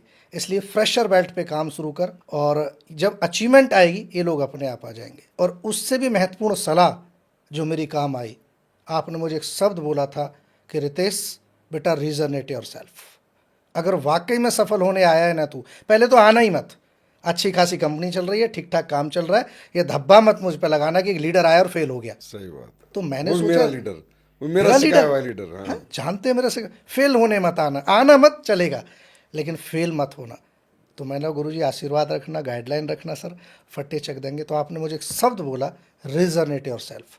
मैं सर ये क्या होता है? तो आपने बताया कि जब कोई लीडर 1-2-4 साल काम कर लेता है, 1-2 कंपनियों का एक्सपीरियंस ले लेता है, तो उसके दिमाग में सफलता असफलता घुस जाती है जो उसे काम नहीं करने देती, और वो लीडर भी बन जाता है। लीडर का एक ताज पहन लेता है। आपने बोला था लीडर का एक ताज पहन लेता है, सेल्फ मेड लीडर, जो कि ना किसी यूनिवर्सिटी से मिलती है डिग्री, ना कहीं से कोई नेता वगैरह कोई देता है, वो एक सेल्फ मेड ताज पहनता है, आई एम ए लीडर। और जब वो कोई काम करता है, अगर वो सफल है तो सफलता सड़ सड़ के बोलती है, मैं प्लान क्यों करूं, मैं फॉलो क्यों करूं, मैं तो माइक लेके बोलने वाला व्यक्ति हूं। और वो असफल है तो असफलता बोलती है, यार पहले भी ऐसा हुआ था, मैं लिस्ट क्यों बनाऊं, पहले भी बनाई थी, मैं गोल सेट क्यों करूं, पहले भी। अगर तुझे सफल होना है तो पुरानी सारी बातों को भूल के उससे एक एक्सपीरियंस लेना, और ये मान के शुरुआत करना कि जीवन की एक नई शुरुआत है। तेरा वही जोश, वही जुनून, वही पागलपन, वही विश्वास जो अहमदनगर में था, वही मुझे दोबारा चाहिए। बेटा 6 महीने के लिए हाथी से उतर जा और फिर दोबारा चढ़ जाना। वैसे रितेश सर के बारे में मैं भी कहना चाहूँगा, मुझे पूरी आपकी जर्नी का पता है। अब तो ये दुनिया जाने आपकी जर्नी, इसलिए हम साथ में बैठे हैं कि आपके पास कोई भी पुरानी कंपनी का सिंगल व्यक्ति कई महीने नहीं आया था, और बाद में भी 1-2 ही आया। नहीं, एक आया था बस। और आपने पूरी टीम, एक फ्रेशर जैसे डायरेक्ट सेलिंग में निकलता है घर से, नई लिस्ट, नए कॉन्टैक्ट, फेसबुक पे बात कर करके, और ये क्राउन डायमंड का सफ़र आपने बिल्कुल नए लोगों से किया है रितेश सर। ये सबको पता होना चाहिए, और ये बहुत बड़ी आपकी अचीवमेंट है, बहुत बड़ी मैं कह रहा हूँ अचीवमेंट है। इतनी मतलब 8 साल तक आप 2 कंपनी में रहते हो, फिर वही हिम्मत, वही जज्बा, वही जुनून, थकावट नहीं, एनर्जी में लो नहीं, जज्बा लो नहीं, और करके दिखा दिया आपने। और अब तो काफ़ी अच्छी टीम आपकी है, काफ़ी अच्छा बिजनेस आपका आता है। अच्छा रितेश सर, एसलीपीएस वेलनेस में आने के बाद, जैसे पहले आपका एक्सपीरियंस रहा और यहाँ, दोनों में क्या अंतर महसूस करते हो उन 2 कंपनियों में एसलीपीएस में, कि यहाँ क्या बेहतर लगा आपको? सबसे मेन था सर प्रोडक्ट, सबसे मेन इम्पोर्टेंट प्रोडक्ट। क्योंकि मार्केट में जो सबसे पहली सेल आप बोलते हो हमेशा जो होती है हमारी मेहनत से होती है, टैलेंट या फेस वैल्यू से होती है, लेकिन रिपीट ऑर्डर जो आता है वो मेहनत, टैलेंट या फेस वैल्यू से नहीं आता, वो आता है प्रोडक्ट। जी। प्रोडक्ट में दम होना चाहिए, क्योंकि लोग यहाँ पे हमारा प्रोडक्ट लेने आते हैं। तो सबसे जो महत्वपूर्ण लगा था मुझे एसलीपीएस में आने के बाद, तो प्रोडक्ट लगा था कि प्रोडक्ट में दम है, काम कर जाएंगे। और आप कर गए? और कर गए। तो रितेश सर, पहले से हमने साथ में काम भी किया है, हमेशा से एक प्रॉब्लम आपके सामने बनी रही है कि यार रितेश सर की हाइट बहुत छोटी है, और ये थोड़े चॉकलेटी हैं, और मतलब इनको जो है ना लोग बच्चे समझते हैं। अब अगर मैं अभी भी किसी को दूर से बोलूँ ना ये कौन जा रहा है, तो आपकी एज छोड़ दो, वो बोला 20 साल का बच्चा जा रहा है कोई। तो इस वजह से जो अच्छी एज लोग, अच्छे मैच्योर लोग आते थे, वो आपसे कन्वेंस नहीं होते थे, कन्वर्ट नहीं होते थे, आपकी कोई बात नहीं सुनते। तो ये हमेशा से हार्डल रहा है आपके, इसको कैसे मैनेज करते हो? शुरुआत जब हुई थी तो ये ज़्यादा था, क्योंकि 24-25 साल की एज में मैं आ गया था बिजनेस में, तो उस टाइम पे तो और भी ज़्यादा बच्चा सा दिखता था। तो आपने समझाया था कि रितेश मैं जानता हूँ तुझे लोग हल्के में ले लेते हैं, बच्चा समझते हैं, इसलिए 3rd फेज़ का सहारा ले। कोई ऐसा अपलाइन देख जो मैच्योर फेस रखता हो, एक अच्छा एजेड हो, पर्सनैलिटी अच्छी हो, अपलाइन का सहारा ले, थर्ड फेस का सहारा ले और उसको साथ रख के, उसको सामने रख के, और फेस वैल्यू उसकी, मैच्योरिटी उसकी और टैलेंट तेरा, फटे चक देगा। तो आपने ऐसे ही किया? जी सर, जी सर, हमेशा आपको, महिपाल सर, गुरु जी को, इन सबको सामने रखता था और पीछे से ट्रेनिंग हम ले लेते थे। आप हमेशा एक मैच्योर थर्ड पे जो थोड़ा एज सा दिखे उसको साथ रख। उसको साथ रखना। टैलेंट आपका, प्लान आपका, भाई बैठा रहे बस। ये जो लोगों के अंदर ये भावना है ये तेरे को देख के खत्म हो जाएगी, बाकी सब कुछ मैं कर लूंगा। 10 मिनट बाद बता देता था मैं कि मैं बच्चा नहीं हूँ। सर 8 साल का सफ़र, मेहनत तो डायरेक्ट सेलिंग में दिन रात होती है, थके नहीं थे क्या? थके थे सर, लेकिन इसके अलावा कोई रास्ता नहीं बचा था। ऐसा लगता था कि इस बिज़नेस को मैं जान चुका था, समझ चुका था। मुझे पता था कि जो बिज़नेस दे सकता है दुनिया का कोई काम मुझे नहीं दे सकता।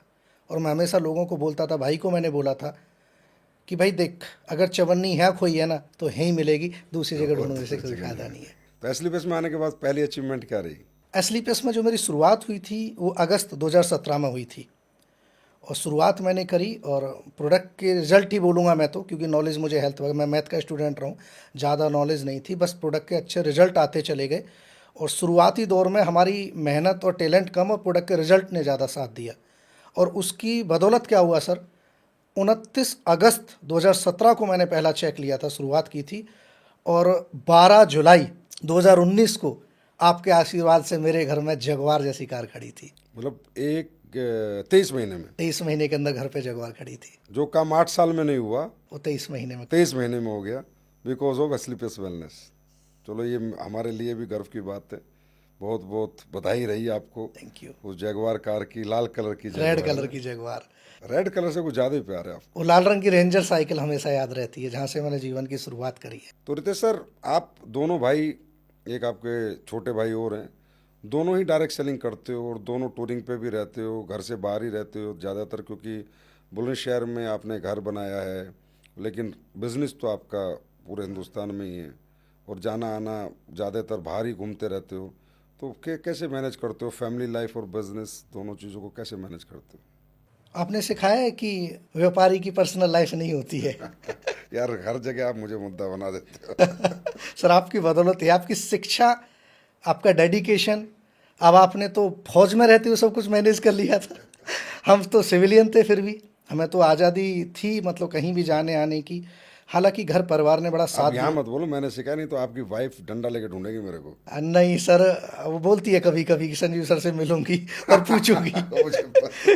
कि ये घर पे कब रहेंगे। तो सर पिताजी ने बड़ा साथ दिया और वाइफ ने भी बड़ा साथ दिया, क्योंकि कई वक्त ऐसे होते थे कि बच्चा घर पे बीमार है, हॉस्पिटल में एडमिट करना है, मैं सिलीगुड़ी ट्रेनिंग ले रहा हूँ, तो घर वाले सपोर्ट नहीं करते, तो शायद जो अचीवमेंट आज है वो अचीवमेंट ना होती। घर वालों का, भाई का, पिताजी का, मेरी वाइफ का बहुत बड़ा साथ मेरे साथ रहा है कि हम दोनों भाइयों के अनुपस्थिति में उन्होंने घर को संभाला।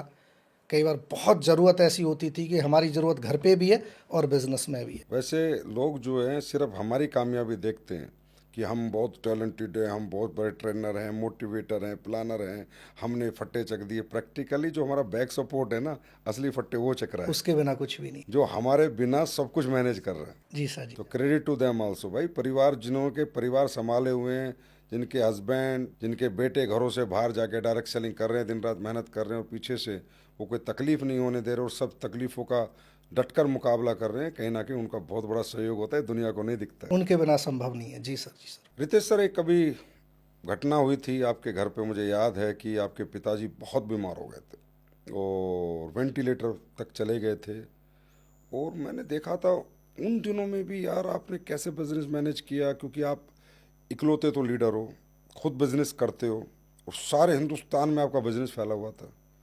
तो उन दिनों को कैसे मैनेज किया आपने, थोड़ा बताएंगे?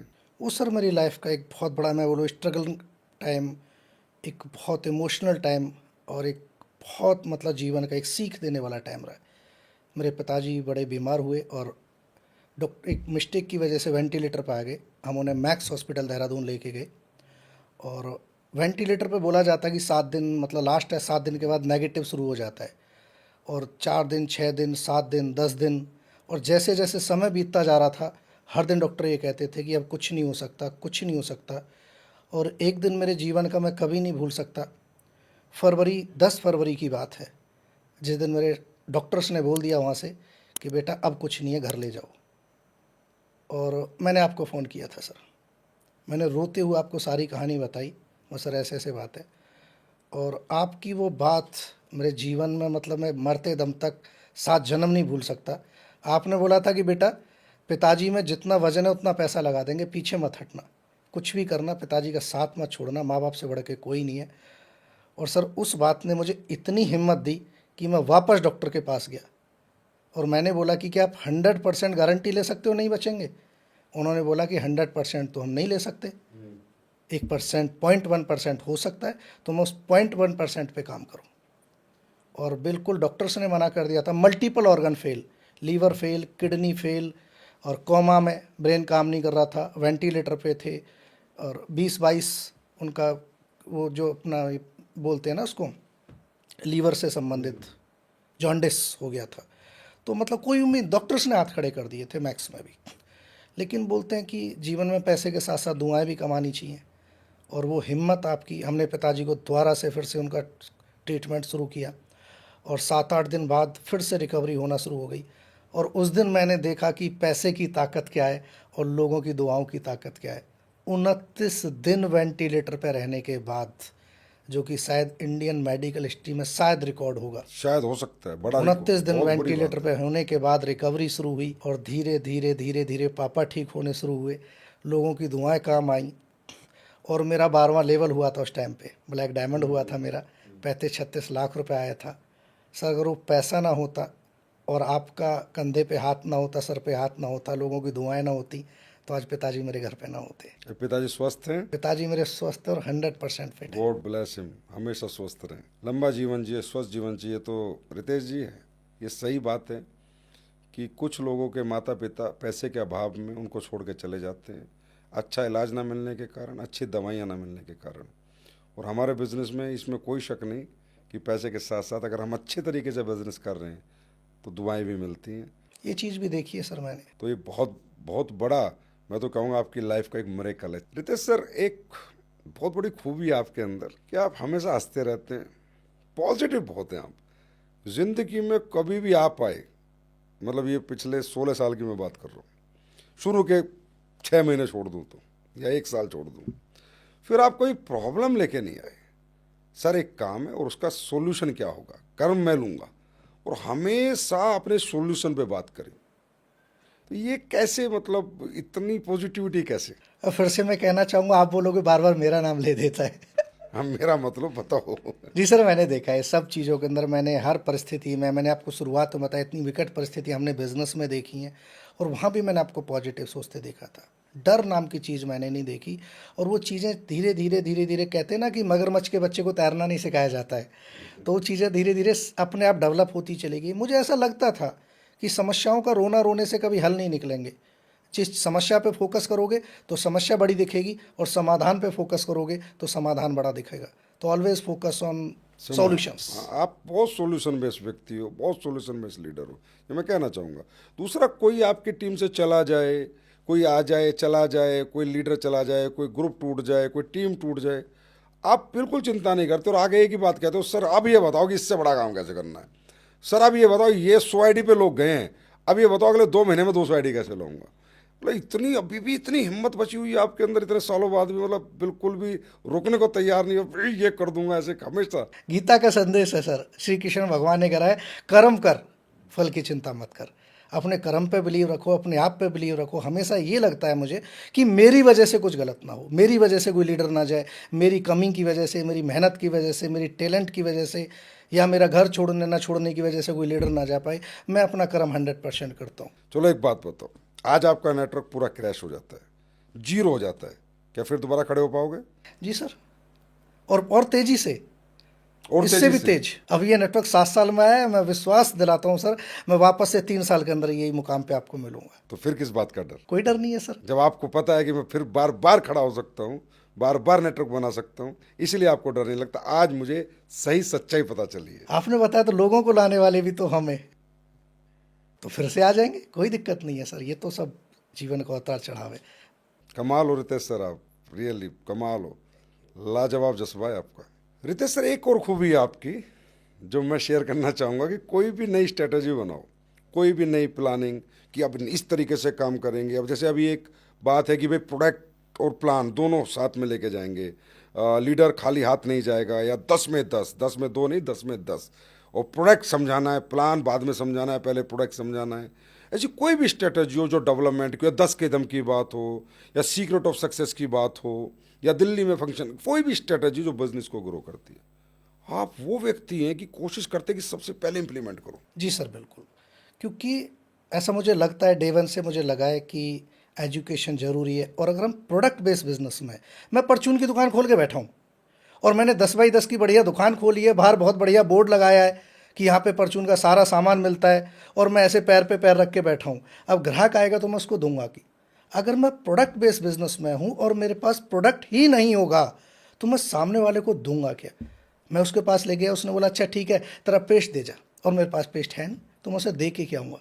तो इसलिए मुझे ऐसा लगता है कि अगर मैं प्रोडक्ट बेस्ड बिजनेस करता हूँ तो मुझे बातें नहीं बेचनी, मुझे प्रोडक्ट बेचना है, मुझे प्रोडक्ट के ऊपर काम करना। प्रोडक्ट मेरे पास हमेशा अवेलेबल होना चाहिए। तो रितेश सर, एक और मैं पूछना चाहता हूँ आपके बारे में कि अभी आप महीने में कितने दिन घर से बाहर रह के बिजनेस करते हैं? सर, आपने बोला था एक बार, इस दुनिया में मुझे बताओ 4 संडे क्यों बने हैं, 8 संडे क्यों नहीं बने? फिर आपने मुझे ले लिया। अब किसको बताऊँ मैं बात, आपने बताई है कि आपने बताया था एक LLT ट्रेनिंग में एक क्वेश्चन किया था कि महीने में 4 संडे क्यों होते हैं। क्योंकि इस दुनिया के जो भी कॉरपोरेट लोग थे, जो भी नौकरी पेशा लोग थे, उनको ऐसा लगा कि अगर व्यक्ति महीने में 4 दिन रेस्ट करे और 26 दिन काम करे तो ही वो सफल हो सकता है। तो इसलिए मैं 26 दिन बाहर रहता हूँ, 4 दिन घर पे रहता अच्छा, बस 4 छुट्टी? हूँ। 4 छुट्टी लेता हूँ मैं महीने में। और 26 दिन मार्केट में? मार्केट में रहता अभी भी? हूँ, अभी भी मार्केट। क्राउन डायमंड बनने के बाद? जी सर। कब तक रहोगे इतने दिन? जब तक अपने सपने पूरे हो गए। आपने बात बोली थी, लीडर वो नहीं होता जो पैसा कमाता है, लीडर वो होता है जिसकी टीम पैसा कमाती है। आप सफल हो गए, लेकिन उन लोगों की सफलता तक मत रुकना जिन लोगों की वजह से सफल हुए। तो सर, जीवन भर जब तक काम करेंगे तब तक ग्राउंड पे रहेंगे। 16-17 साल हो गए, थकावट नहीं होती? नहीं सर, थकावट तब होती है जब इंसान मेहनत करे और वो मेहनत रिजल्ट में कन्वर्ट ना हो। जब इंसान की मेहनत रिजल्ट में कन्वर्ट होती है, ना थकावट होती है, ना नेगेटिविटी आती है, कुछ नहीं आता है। मेहनत कर रहे हैं। डायरेक्ट सेलिंग मतलब आपका पैशन बन चुका है? पैशन है सर, खून में घुस चुकी है, खून में घुस चुकी है, और कोई निकाल नहीं सकता? कोई नहीं निकाल सकता सर। आपका ब्लड आएगा डायरेक्ट सेलिंग पॉजिटिव है, स्लीपर्स पॉजिटिव? AWPL positive. तो रितेश सर, अपनी वो 5 खूबी बताइए जिन्हें फॉलो करके आज आप इस मुकाम पे पहुंचे। अपनी खूबी बताना तो मियाँ मिट्ठू बनने के लायक तरीके से है, लेकिन फिर भी सर, रियली मैंने जिन चीज़ों को फॉलो किया है उसमें सबसे पहली चीज़ है 100% पॉजिटिविटी। मैं जिस दिन से डायरेक्ट सेलिंग में आया हूँ, उतार चढ़ाव बहुत ज़्यादा देखे जीवन में। मैं परेशान हुआ हूँ, लेकिन नेगेटिव कभी नहीं हुआ। परेशान होने में और नेगेटिव होने में बहुत बड़ा फ़र्क है। आज एक मिनट के लिए भी, एक सेकंड के लिए मैं कभी नेगेटिव नहीं हुआ। दूसरी चीज़, इस काम को मैंने लगातार किया है, हर दिन किया है, लगातार किया है। क्योंकि एक दिन करने, 4 दिन करने से, छोड़ने से कभी सफलता नहीं मिलती है। लगातार किया है। कोई इवेंट हो, कोई फंक्शन हो, कोई ट्रेनिंग, कंसिस्टेंसी एंड परसिस्टेंसी जो फॉर्मूला बताया जाता है, मैंने उसको हमेशा किया है। और कोई इवेंट, कोई ट्रेनिंग, कोई सेमिनार, कोई मीटिंग, इस पूरे करियर के दौरान मैंने कभी कोई नहीं छोड़ी है। किसी भी परिस्थिति में? किसी भी परिस्थिति में, कुछ भी हो, मैंने कभी किसी मीटिंग को डायरेक्ट सेलिंग की नहीं छोड़ा है। उसके बाद जो अप्लायंस है हमारे, जिन्हें लाइफलाइन बोला जाता है, उनकी बातों को मैंने इफ़ बट किंतु परंतु ना लगाते हुए ब्लाइंडली फॉलो किया है। क्योंकि अपलाइन इस दुनिया का, इस डायरेक्ट सेलिंग की दुनिया का वो शख्स है जो आपका कभी बुरा नहीं चाह सकता। क्योंकि हमारी तरक्की एक दूसरे के पैरेलल है, एक दूसरे के साथ है। तो ये बातें थी जीवन में जिन्होंने आज यहाँ तक पहुँचाया है। पांचवी चीज़, डर नहीं लगता सर। डर नहीं लगता कभी भी। कभी डर नहीं? कभी डर नहीं लगता है मुझे। गब्बर सिंह ने बोला था, जो डर गया वो मर गया। बहुत खूब, बहुत खूब। रितेश सर, ये बताइए, एक डायरेक्ट सेलर जो सुबह घर से निकले, उसके पास क्या क्या टूल होना चाहिए मार्केट करने के लिए? सबसे पहले तो वो अपने आप को अपडेट रखे। क्योंकि एक बात बोली जाती है, जो दिखता है वो बिकता है। कोई व्यक्ति हमारा फोल्डर, प्लान, प्रोडक्ट, ये सारी चीज़ें बाद में देखता है। सबसे पहले वो हमें देखता है, हमारा ड्रेसिंग सेंस देखता है। तो सबसे पहले ये अच्छा होना चाहिए। उसके बाद हमारी प्रेजेंटेशन अच्छी होनी चाहिए, बताने का तरीका, कॉन्फिडेंस, ये अच्छा होना चाहिए। और तीसरी और एक महत्वपूर्ण बात है कि डेमो प्रोडक्ट हमेशा हमारे पास होना चाहिए। ये डेमो की सर बड़ी ताकत है। हम हिंदुस्तानी लोग हैं, इमोशनल लोग हैं, जिसका खा लेते हैं, टेस्ट कर लेते हैं। आपने कई बार हमने देखा है, हम ठेले पे जाके पूछते हैं भैया अमरूद क्या भाव दिया है, तो रेट बताने से पहले काट के दे देता है कि देखो भैया बहन जी कितना मीठा है। मिठाई वाले से पूछते हैं बर्फी कैसे, तो एक पीस हमारे हाथ में दे देता है। सही दे देता है। और हमने देखा है कि जिसका खा लिया उस दुकान से हम वापस नहीं, वहाँ पैसा दे के आते। पैसा दे के आते। तो डेमो में बड़ी ताकत है। जिसको भी हम मिलने जा रहे हैं, जिसको भी, जैसे हमारा प्रोडक्ट है डेंटोडॉक है, तुलसी है, ये हमारे बड़े शानदार डेमो प्रोडक्ट है। तुलसी के ऊपर 1 घंटा लेक्चर देने से अच्छा है 2 बूंद पिला दो। डेंटोडॉक पे 1 घंटा बोलने से अच्छा है थोड़ा सा टेस्ट करा दो। तो मुझे ऐसा लगता है कि डेमो प्रोडक्ट हमारे साथ होना ही चाहिए।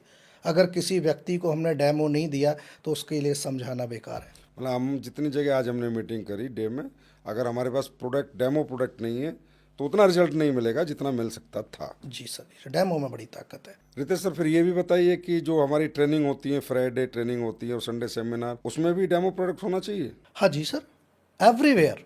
हमारे बैग में, हमारी ट्रेनिंग में कोई भी व्यक्ति, जितने भी लोग आ रहे हैं, हमारी तुलसी पी रहे हैं, शो में हमारे लोग आ रहे हैं, या संडे सेमिनार में हमारे लोग आ रहे हैं, एक चीज़ों को सुन रहे हैं और साथ के साथ उसको टेस्ट करके देख रहे हैं। अब मैं कितना ही बोलूँ आपको कि सर ये आम बहुत मीठा है, बहुत मीठा है, बहुत मीठा है, लेकिन जब तक आप उसको टेस्ट नहीं कर लोगे तो फील नहीं कर पाओगे। तो ट्रेनिंग में डेमो प्रोडक्ट होना चाहिए और दिखना चाहिए लोगों को, क्योंकि बताने में, दिखाने में और टेस्ट कराने में बहुत फ़र्क होता है। वैसे प्रोडक्ट बेस्ड जो एथिकल डायरेक्ट सेलिंग है वैसे ही होनी चाहिए, इसके रिजल्ट लोगों को ज़्यादा मिलेंगे। ऐसी एजुकेशन हर व्यक्ति को डेवलप करनी चाहिए। आप बिल्कुल सही कह रहे हो। मुझे भी लग रहा है कि अगर लोग ऐसे काम करेंगे तो उनके रिजल्ट 4-10 गुना बढ़ जाएंगे। 10 गुना मुझे लगता है। वही 10 में 10 वाला फॉर्मूला यहाँ पर लागू हो जाएगा। सर, यहाँ डायरेक्ट सेलिंग में समय समय पर ट्रेनिंग होती रहती है। कभी कभी रेजिडेंशियल ट्रेनिंग होती है, कभी 10 कदम जैसी 2 दिन की ट्रेनिंग होती है, कभी डे की ट्रेनिंग होती है। कई डायरेक्ट सेलर कहते हैं यार वो पिछले साल मैंने residential training secret of success तो अटेंड कर ली थी, अब तो मुझे जाने की ज़रूरत नहीं है, वही तो होगा जो पिछली बार हुआ था। ऐसे कि बार फ्राइडे वाली ट्रेनिंग में यार अब मैं इस बार हर बार क्यों फ्राइडे मुझे जाना है, वही तो ट्रेनिंग होगी जो पिछली बार हुई थी। या 10 कदम में मुझे क्यों जाना है। तो ये आपके अनुसार उन्हें जाना चाहिए या एक बार ट्रेनिंग बहुत है? 100% जाना चाहिए सर। 100% जाना चाहिए। 100% जाना चाहिए। बार बार जाना चाहिए। और जब तक वो खुद स्टेज पे आके उस ट्रेनिंग को लेना आना शुरू कर दे, उसे तब तक जाना चाहिए। कोई व्यक्ति क्रिकेट खेलने आता है, हद से ज़्यादा टैलेंट लेके आता है, जब भी उसका इंडियन टीम में सिलेक्शन होता है, इसके बावजूद वो डेली प्रैक्टिस करता है। अब क्रिकेट का महान प्लेयर था सचिन तेंदुलकर, उसे क्या ज़रूरत है डेली प्रैक्टिस करने की, लेकिन वो भी एवरीडे प्रैक्टिस करता है। उसकी एक लास्ट स्पीच मुझे बड़ा अच्छे से याद है। किसी पत्रकार ने पूछा था सचिन से कि सर आपको कैसे विचार आया कि मुझे क्रिकेट छोड़ना चाहिए, तो उसने बोला कि एक दिन जब मैं सुबह 4 बजे प्रैक्टिस को उठा तो मुझे ऐसा लगा कि आज प्रैक्टिस को जाने का मन नहीं है, तो उस दिन मुझे विचार आया कि अब क्रिकेट को अलविदा बोलने का टाइम आ गया है।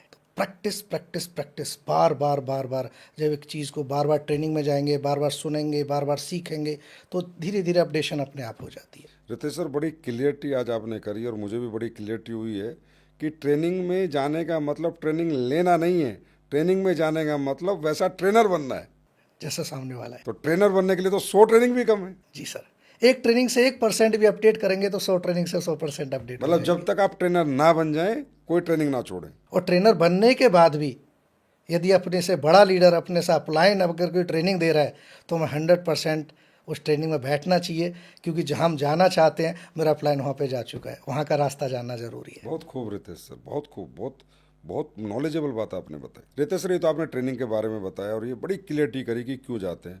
अब मुझे बताओ, जो मेगा फंक्शंस होते हैं, जो बड़े बड़े फंक्शंस होते हैं, जैसे दिल्ली में होते हैं या विजय रथ होते हैं, तो फंक्शंस भी जैसे कोई एक बार देख लेता है तो बोला यार अब क्या जाना है, मैं तो फंक्शन देख चुका हूँ।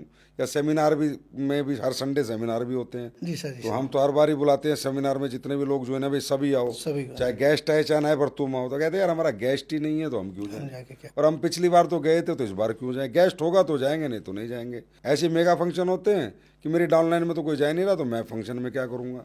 इसके बारे में क्या कहना चाहेंगे आप? जी सर, मेरा मानना यही है 100% जाना चाहिए, क्योंकि मेगा फंक्शन क्यों होते हैं जानना हमें ज़रूरी है। मेगा फंक्शन से एक एनर्जी मिलती है, हमें एक ताकत मिलती है, एक विश्वास मिलता है वहाँ जाके कि मैं इस बिज़नेस में क्यों आया हूँ, मेरा अस्तित्व क्या है इस बिज़नेस में। अच्छा, मैं लोगों से पूछता हूँ, हम किसी तीर्थ धाम पे जाते हैं, हम वैष्णो देवी जाते हैं, हम कहीं भी जाते हैं, एक बार जाते हैं, बार बार जाते हैं। कुछ लोग हमने ऐसे देखे हैं जो एवरी मंथ या एवरी ईयर, भाई वैष्णो देवी मैं हर साल जाता हूँ। तो मेरा सवाल है उनसे, एक बार चला तो गया तू, आशीर्वाद लेके तो आ गया, बार बार क्यों जा रहा है? इसमें सर बताऊंगा मैं, खाटू श्याम बाबा जो है वहाँ बिजनेस को ग्रोथ मिलती है, मतलब वहाँ ऐसी मान्यता है कि जो बिजनेसमैन जाएगा उसको ग्रोथ मिलेगी सर। हर 11 पे कलकत्ता, मद्रास, कन्याकुमारी, केरला, जितने मारवाड़ी हैं और जितने व्यापारी हैं सब आते हैं। हर महीने हर 11 पे आते हैं। बिल्कुल आपसे कनेक्ट हो रहा हूँ मैं, बिल्कुल सही कह रहे हो आप। तो जिसको पता है कि मुझे यहाँ जाने से सिर्फ ग्रोथ मिलती है और जिसकी प्रैक्टिकल ग्रोथ जहाँ मिलती है जाना चाहिए। तो मुझे ऐसा लगता है सर, डायरेक्ट सेलिंग अगर हम कर रहे हैं तो जो हमारे मेगा फंक्शंस होते हैं, जो हमारी सेमिनार्स होती हैं, ये सब हमारे मंदिर मस्जिद गुरुद्वारा यही हमारे सब कुछ हैं, और हमें 100% जाके वहाँ पे मत्था टेकना ही मतलब टेकना हर है। सेमिनार में, हर संडे के सेमिनार में हमें जाके मत्था टेकना मत्था चाहिए, टेकना है, कोई आए ना आए, चाहे हमारे साथ और श्रद्धालु हैं या नहीं है, कोई फर्क नहीं बहुत पड़ता। क्लियर मैसेज दिया आपने। बहुत पते की बात बताई रितेश सर, बहुत पते की बात बताइए। और जितने भी सक्सेसफुल लीडर हैं ना, उन्होंने ये जिंदगी में अपनाया है। तो रितेश सर, डायरेक्ट सेलिंग में आपका रियली बहुत बड़ा एक्सपीरियंस है और बहुत अच्छी जानकारी आज आप दे रहे हैं। तो एक जानकारी और आपसे ले ली जाए, आपके अनुसार 1-to-1 presentation of product and plan में ज़्यादा रिजल्ट है, होम मीटिंग में प्रोडक्ट और प्लान प्रेजेंटेशन में ज़्यादा रिजल्ट है, या सेमिनार्स में प्रोडक्ट और प्लान प्रेजेंटेशन में ज़्यादा रिजल्ट है? ऑफ कोर्स सेमिनार में sir. 1-to-1 plan just a startup, हमें शुरुआत करनी है, उस जगह मैं किसी को नहीं जानता, तो मैं एक साथ से सेमिनार नहीं कर सकता। मुझे स्टार्टअप करने के लिए मुझे 1-to-1 करेगा। लेकिन जो ज़्यादा एवरेज ऑफ रिजल्ट है वो होम मीटिंग से आता है, क्योंकि होम मीटिंग में जब व्यक्ति घर पे आता है तो जो ईगो होती है, एक चिड़चिड़ापन, वो ख़त्म हो जाता है। अच्छा माहौल मिलता है, अच्छे चाय पानी पी रहे हैं बैठ के, एक अच्छे माहौल में, एक पॉजिटिव एनवायरनमेंट में, कुछ लिमिटेड लोगों के साथ जब हम एक घरेलू माहौल में चर्चा करते हैं तो मुझे ऐसा लगता है रिजल्ट बेस्ट आता है। लेकिन सेमिनार्स तो हमारी जान है, बड़ा जो रिजल्ट आता है, क्योंकि एक व्यक्ति को समझाने में भी 1 घंटा लगता है, 10 लोगों को समझाने में भी 1 ही घंटा लगता है, और 1000 लोगों को भी समझाने में 1 ही घंटा लगता है। तो सेमिनार्स, जो बड़े सेमिनार हैं, उनसे रिजल्ट बहुत ज़्यादा आता है। लेकिन फिर जी मुझे पर्सनली ऐसा लगता है कि होम मीटिंग्स बहुत ज़रूरी हैं। 1-to-1 से स्टार्टअप करें और जितना ज़्यादा हो सकें होम मीटिंग्स करें, क्योंकि एवरेज रिजल्ट होम मीटिंग्स में ज़्यादा है। तो रितेश सर, एक चीज़ और इसी पे कनेक्ट क्वेश्चन पूछता हूँ, ये बिजनेस में मोटिवेशन ज़्यादा जरूरी है calculation? Motivation is nothing without education and calculation. Okay. Motivation तो जस्ट एक स्टार्टअप है शुरुआत करने के लिए, उसके बाद तो हमारा एजुकेशन है, हमारी कैलकुलेशन है। 2 और 2 4 होते हैं, कैलकुलेशन है, और 2000 और 2000 भी 4000 होंगे। ये मोटिवेशन थोड़ी है, ये तो कैलकुलेशन है। तो हम टारगेट सेट करें, कुछ भी करें, कैलकुलेशन बेस्ड टारगेट सेट करें। ये फट्टे चक दूंगा, ये कर दूंगा, वो कर दूंगा, इनसे नहीं हो। कैसे करूंगा मैं, क्या कैलकुलेशन है मेरे पास, कितने प्लान करने से कितना रिजल्ट आएगा, इस अचीवमेंट के लिए मुझे कितने प्लान करने पड़ेंगे, कितने दिन में, एवरीथिंग डिपेंड ऑन कैलकुलेशन। बस एक चीज़ याद रखो, पूरी दुनिया का एक रूल है, डायरेक्ट सेलिंग का नहीं, पूरी दुनिया का रूल है, लॉ ऑफ एवरेज। खेत में जितने दाने डालते हैं सारे नहीं जमते हैं, दुकान पे जितना ग्राहक आएगा सब सामान खरीद के नहीं ले जाएगा, लेकिन कोई ना कोई तो लेके चला जाएगा। 10 को समझाएंगे 3 आएंगे, ऐसा बोला जाता है डायरेक्ट सेलिंग में। लेकिन सर, जिस प्रकार के प्रोडक्ट आज हमारे पास है, जो कैटेगरी ऑफ प्रोडक्ट हमारे पास है, जो क्वालिटी प्रोडक्ट हमारे पास है, मैं बोलता हूँ 10 में 3 नहीं, 10 में 10। तो लॉ ऑफ एवरेज का जो फॉर्मूला है, ये पूरी दुनिया के हर एक बिजनेस में लगता है। कि आपने देखा होगा कि टीवी पे करोड़ों रुपए का ऐड चलता है और उसे करोड़ों ही लोग देखते हैं, लेकिन लेते हजारों और लाखों लोग हैं। तो फिर वो करोड़ों लोगों के लिए कंपनी ऐड क्यों चला रही? क्योंकि उसको पता है जितना ज़्यादा दिखेगा उतना ज़्यादा दिखेगा। ये बच्चे बच्चे को पता है। और ये बात एक बिजनेसमैन भूल जाता है कि भाई धंधा दिखने का है। तेरे प्रेजेंटेशन ज़्यादा होंगे, 1000 होंगे तो 100 200 500 लोग खरीदेंगे, और 10 होंगे तो 2-5 लोग खरीदेंगे। ये प्रैक्टिकल बात है। लॉ ऑफ एवरेज के फॉर्मूले के साथ आदमी को कैलकुलेशन दिमाग में रखकर काम करेगा, कभी नेगेटिव हो ही नहीं होगा। वो हरास, उसे खुद पता है ना। अब कोई कह रहा है जी मेरा चेक नहीं बना, ये इस हफ्ते तेरी प्रेजेंटेशन नहीं हुई, चेक कहाँ से बनेगा? जी। अगर तेरे प्रोडक्ट प्लान प्रेजेंटेशन इस हफ्ते हुए नहीं तो चेक कहाँ से बनेगा? और हुए होते तो चेक जरूर बनता। तो रितेश सर, आपने मैथमेटिक्स से एमएससी की है, तो मैं ये भी जानना चाहता हूँ कि जो एकेडमिक्स एजुकेशन है वो भी क्या डायरेक्ट सेलिंग में प्रभाव डालती है सक्सेस में? ऑफ कोर्स डालती है सर, मेरा ऐसा मानना है कि जरूर डालती है। एजुकेशन हमेशा नौकरी के लिए नहीं है, एजुकेशन एक व्यक्ति को मैच्योर करती है। जब मैं 6ठी 7वीं 8वीं में पढ़ता था तो मैं अक्सर अपने पिताजी से सवाल करता था, क्योंकि मैथमेटिक्स पे बहुत जोर देते थे। मैं, पापा जीवन में जो काम आना है ना, ये प्लस माइनस ही आना है, फिर इतनी सारी अल्फा बीटा थीटा ये क्यों पढ़ाया जाता है हमें? तो हमेशा समझाते थे कि बेटा इनको करने से माइंड शार्प होता है, माइंड मैच्योर होता है, चीज़ों को जल्दी कैच करता है। अब तुम ये बताओ, जब पहली क्लास में थे तो आपको 2 का टेबल याद करने में कितने दिन लगे थे? मैं बहुत समय लग गया था। अगर आपको याद कराया जाए तो आप 10 सेकंड में कर दोगे। तो एकेडमिक एजुकेशन रियली बिजनेस पे असर, मैं ये नहीं कहता कि उसके बिना बिजनेस नहीं हो सकता, लेकिन ही मेक्स द डिफरेंस, उससे डिफरेंस पैदा क्योंकि होगा ज़्यादा पढ़ा लिखा जो होगा और जितना एजुकेट होगा वो और जल्दी ग्रोथ और जल्दी करेगा ग्रो कर सकता बनिस्पत उसके जिसकी एकेडमिक एजुकेशन कम है, क्योंकि वो जल्द ट्रेनर बनेगा, जल्द स्लाइड बनानी आएंगी, उसे बोलना बहुत शार्प आएगा और उसकी ग्रैबिंग पावर ज़्यादा होगी।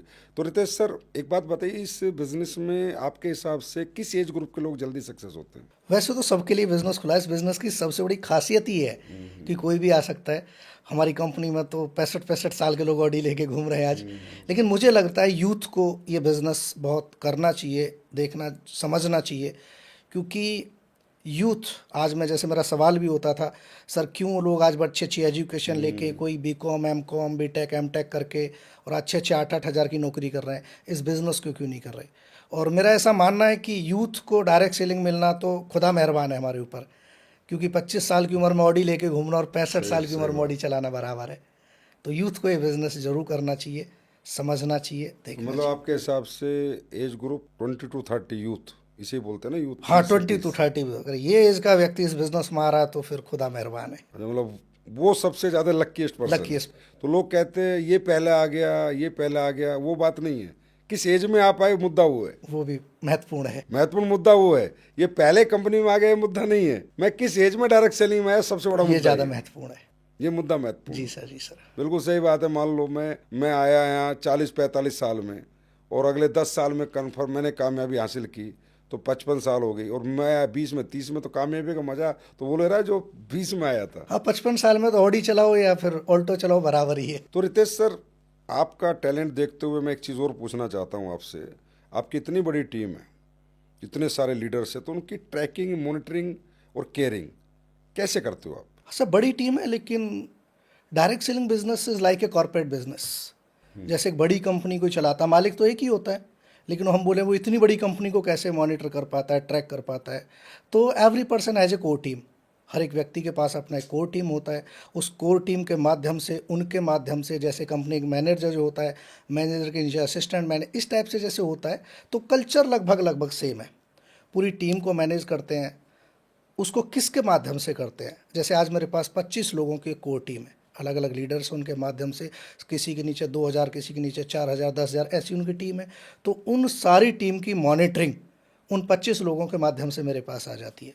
उनकी रिपोर्टिंग, उनका सारा डीएमओ क्या किया क्या नहीं किया, ये सारा मैटर मेरे पास उस कोर टीम के माध्यम से आ जाता है। तो आप भी मॉनिटर करते हो अपने 25 लोगों को?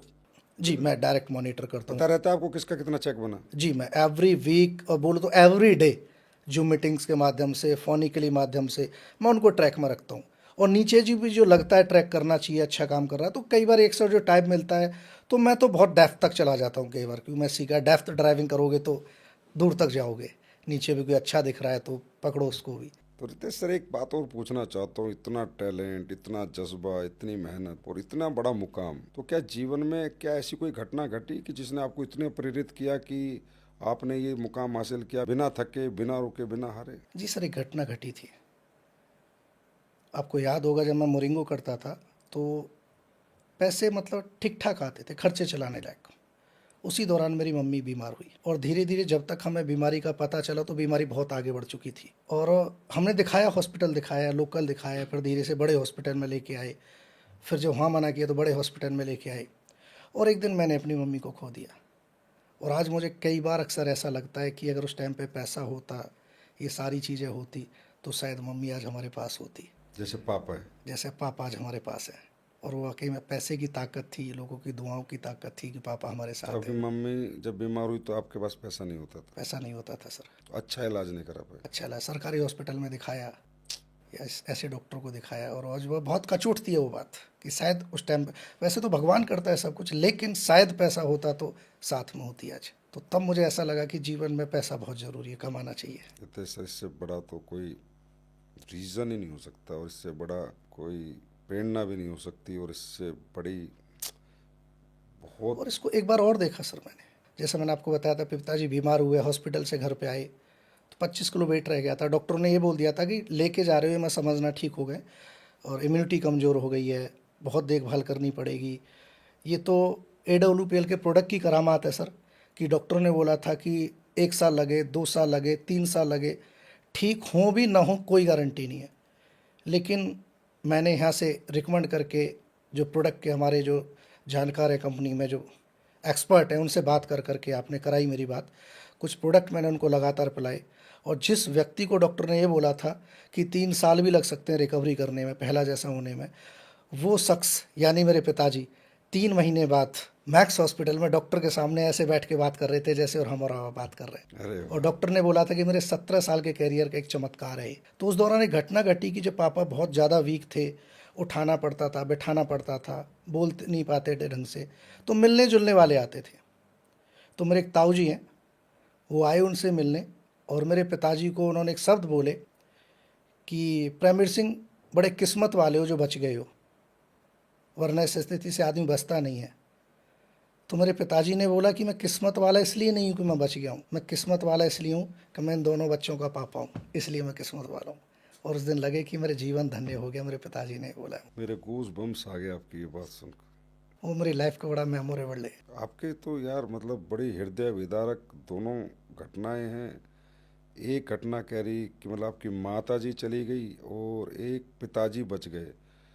मतलब आपसे ज़्यादा इस जीवन का तात्पर्य समझने वाला या इस जीवन में तरक्की का कारण समझने वाला व्यक्ति बहुत कम होगा। मतलब दोनों ऐसी घटनाएं, मतलब एक तरफ माँ खो दी और एक तरफ पैसे की वजह से पिताजी बचा लिए। Ritesh, really very inspirational story my dear. बहुत बहुत बहुत इंस्पायरिंग स्टोरी है, बहुत इंस्पायरिंग, और मतलब हर व्यक्ति को सीखना चाहिए इससे। चलो रितेश सर, फिर तो जैसे आपने तरक्की करी, इतनी ऊंचाइयों पे आप पहुंच रहे हो और आगे बढ़ते जा रहे हो, तो पापा अच्छा फील करते हैं? अब बहुत अच्छा फील करते हैं सर, प्राउड फील करते हैं। और गांव समाज?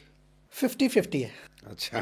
कुछ लोग अप्रिशिएट करते हैं, बड़ी बड़ाई करते हैं, और कुछ लोग आज भी ये सोचते हैं कि देख लेना ये बाल धूप में सफ़ेद नहीं हुए, अब ये तो पक्का बुरा 2 नंबर का काम कर रहे अब हैं। तो छोड़ दो यार, बोला 16 साल हो गए भाई, 16 साल से ये गीत गा रहे हो तुम। गाने दो सर, कोई फ़र्क नहीं पड़ता है अब इन सब चीज़ों से, इन सब चीज़ों से आगे निकल चुके हैं, मैच्योर हो चुके हैं। मैच्योर हो चुके लोग हैं। कुछ भी कहते रहे, उनकी गलती नहीं है सर, जितनी उनको नॉलेज, हमें नॉलेज नहीं थी हम भी नेगेटिव बोलते थे, उन्हें नॉलेज नहीं है वो भी नेगेटिव बोलते हैं। सपनों का घर बना लिया? जी सर, आज बुलंदशहर में एक बहुत अच्छा, सपनों का घर तो नहीं बोलूँगा, घर है आज। अच्छा। हाँ, सपनों का घर नहीं है, अच्छा घर है बुलंदशहर में। लगभग 3 करोड़ का घर मैंने आज बुलंदशहर में बनाया है। और 6 साल पहले, 7 साल पहले जब मैं स्लीपर्स वेलनेस में आया था, तो 1500 रुपये का मकान बुलंदशहर नुमाइश फाटक के पास गिरधारी नगर में रह के मैंने किराए पर शुरुआत करी थी। और आज बुलंदशहर में मेरा 3 करोड़ रुपए का घर है, जो मेरा घर है।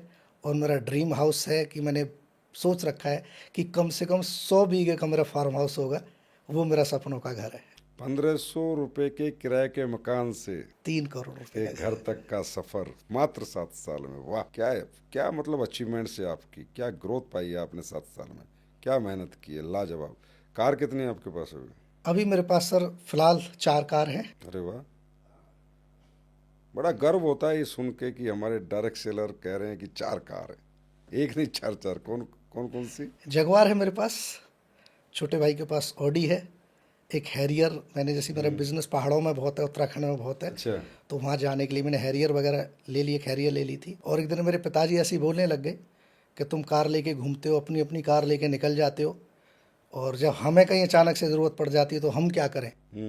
और मुझे बड़ा अच्छा लगा उस दिन जब पिताजी ने बोला, और 1 घंटे बाद छोटा भाई XUV 300 ला के घर पे खड़ी कर दी। अच्छा। कि ये तुम्हारे लिए। तो सर ये घमंड नहीं है, मतलब फील होता है कि हमने डायरेक्ट सेलिंग किया है, SLPS किया है, हमने कुछ किया है। अब घर में सबके पास कार है, सबके पास अपना, सब अपनी अपनी कारों में चलते हैं। एक डायरेक्ट सेलर डायरेक्ट सेल। जिसका परसेप्शन कभी ये होता था ये फालतू का काम है, ये सिस्टम है, ये चैन है, ये जोड़ है, और आज वहाँ डायरेक्ट सेलर अपने परिवार को, अपने परिवार के हर सदस्य के लिए कार खरीद के दे रहा है। मेरा 8 साल का बेटा है सर, एक दिन मुझे बोलता है कि पापा ये जगुआर अच्छी नहीं लगती है मुझे, हमें तो अब लैम्बोर्गिनी चाहिए जिसकी खिड़की भी ऊपर खुलती है। अच्छा। तो मैंने बोला बेटा तू नहीं रुकने देगा जीवन में, फिर थकना भी चाहे तो तुम नहीं थकने दोगे। तो ये जो बच्चों को जो सोच मिली है ये बहुत बड़ी बात है सर। हमने अपने पिताजी से साइकिल भी नहीं मांगी क्योंकि हमें पता था दिला नहीं पाएंगे, और जिस दिन मेरे बेटे ने बोला था ना कि जगवार नहीं चाहिए, मुझे समझ में आ गया था डायरेक्ट सेलिंग क्यों करनी है। अपने बच्चों को ये विश्वास दिलाना। आज मेरा बेटे ने मेरे क्यों बोली मुझे कि मुझे लैम्बोर्गिनी चाहिए, क्योंकि उसको बिलीव है कि मेरा पापा लैम्बोर्गिनी भी दिला सकता है।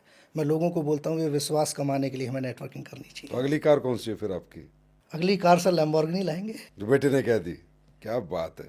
तो रितेश सर ये बताओ, अब जाते जाते अरबपति कब तक बन रहे हैं? 2037 गोल सेट किया हुआ है सर मैंने। डेट सेट की हुई है? डेट सेट की हुई है, उसको मैंने पेपर पे लिख के लैमिनेट किया हुआ है, वीडियो रिकॉर्ड करी हुई है। और मेरा टारगेट है कि भगवान बस हमें सलामत रखे, हम सब अच्छा करेंगे।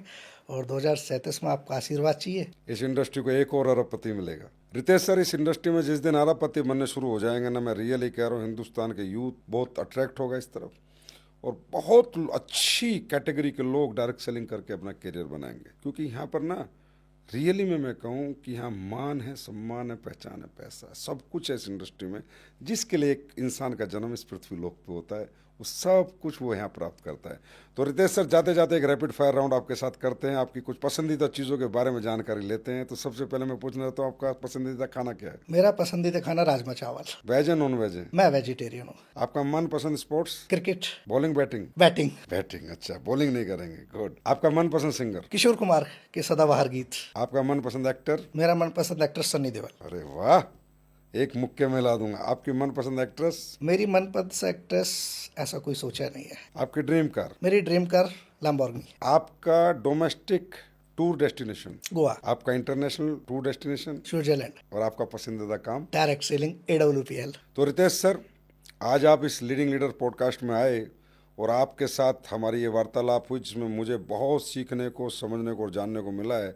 और बहुत लोग आपका ये पॉडकास्ट देखेंगे और उन्हें बहुत कुछ सीखने को मिलेगा। रियली में आपकी स्टोरी बहुत इंस्पायरिंग है, बहुत इंटरेस्टिंग भी है और बहुत इमोशनल भी है। तो बहुत बहुत धन्यवाद सर, आप यहाँ आए। दोस्तों, लीडिंग लीडर्स के इस पॉडकास्ट में आज फिर आपने एक शानदार व्यक्तित्व को सुना, एक कामयाब पर्सनैलिटी जिनकी स्टोरी बहुत इंस्पायरिंग थी, बहुत इंटरेस्टिंग थी और बहुत इमोशनल थी। तो फिर वही एक बार सिद्धांत जो हम साबित करना चाहते हैं कि लीडर किसी भी क्षेत्र का हो, किसी भी फील्ड का हो, किसी भी प्लेटफॉर्म पे काम कर रहा हो, सिद्धांत सबके सेम ही रहते हैं। आप सिर्फ प्लेटफॉर्म चुनिए, सिद्धांत हम बताएंगे, विश्वास हम दिलाएंगे। आपको सफल बनाने के लिए लीडिंग लीडर्स में वक्त वक्त पर आपको कामयाब पर्सनैलिटियों को सुनने का, उनसे सीखने का और उन्हें जानने का मौका मिलेगा। तो देखते रहिए लीडिंग लीडर पॉडकास्ट। फिर मिलेंगे अगली बार एक शानदार व्यक्तित्व के साथ।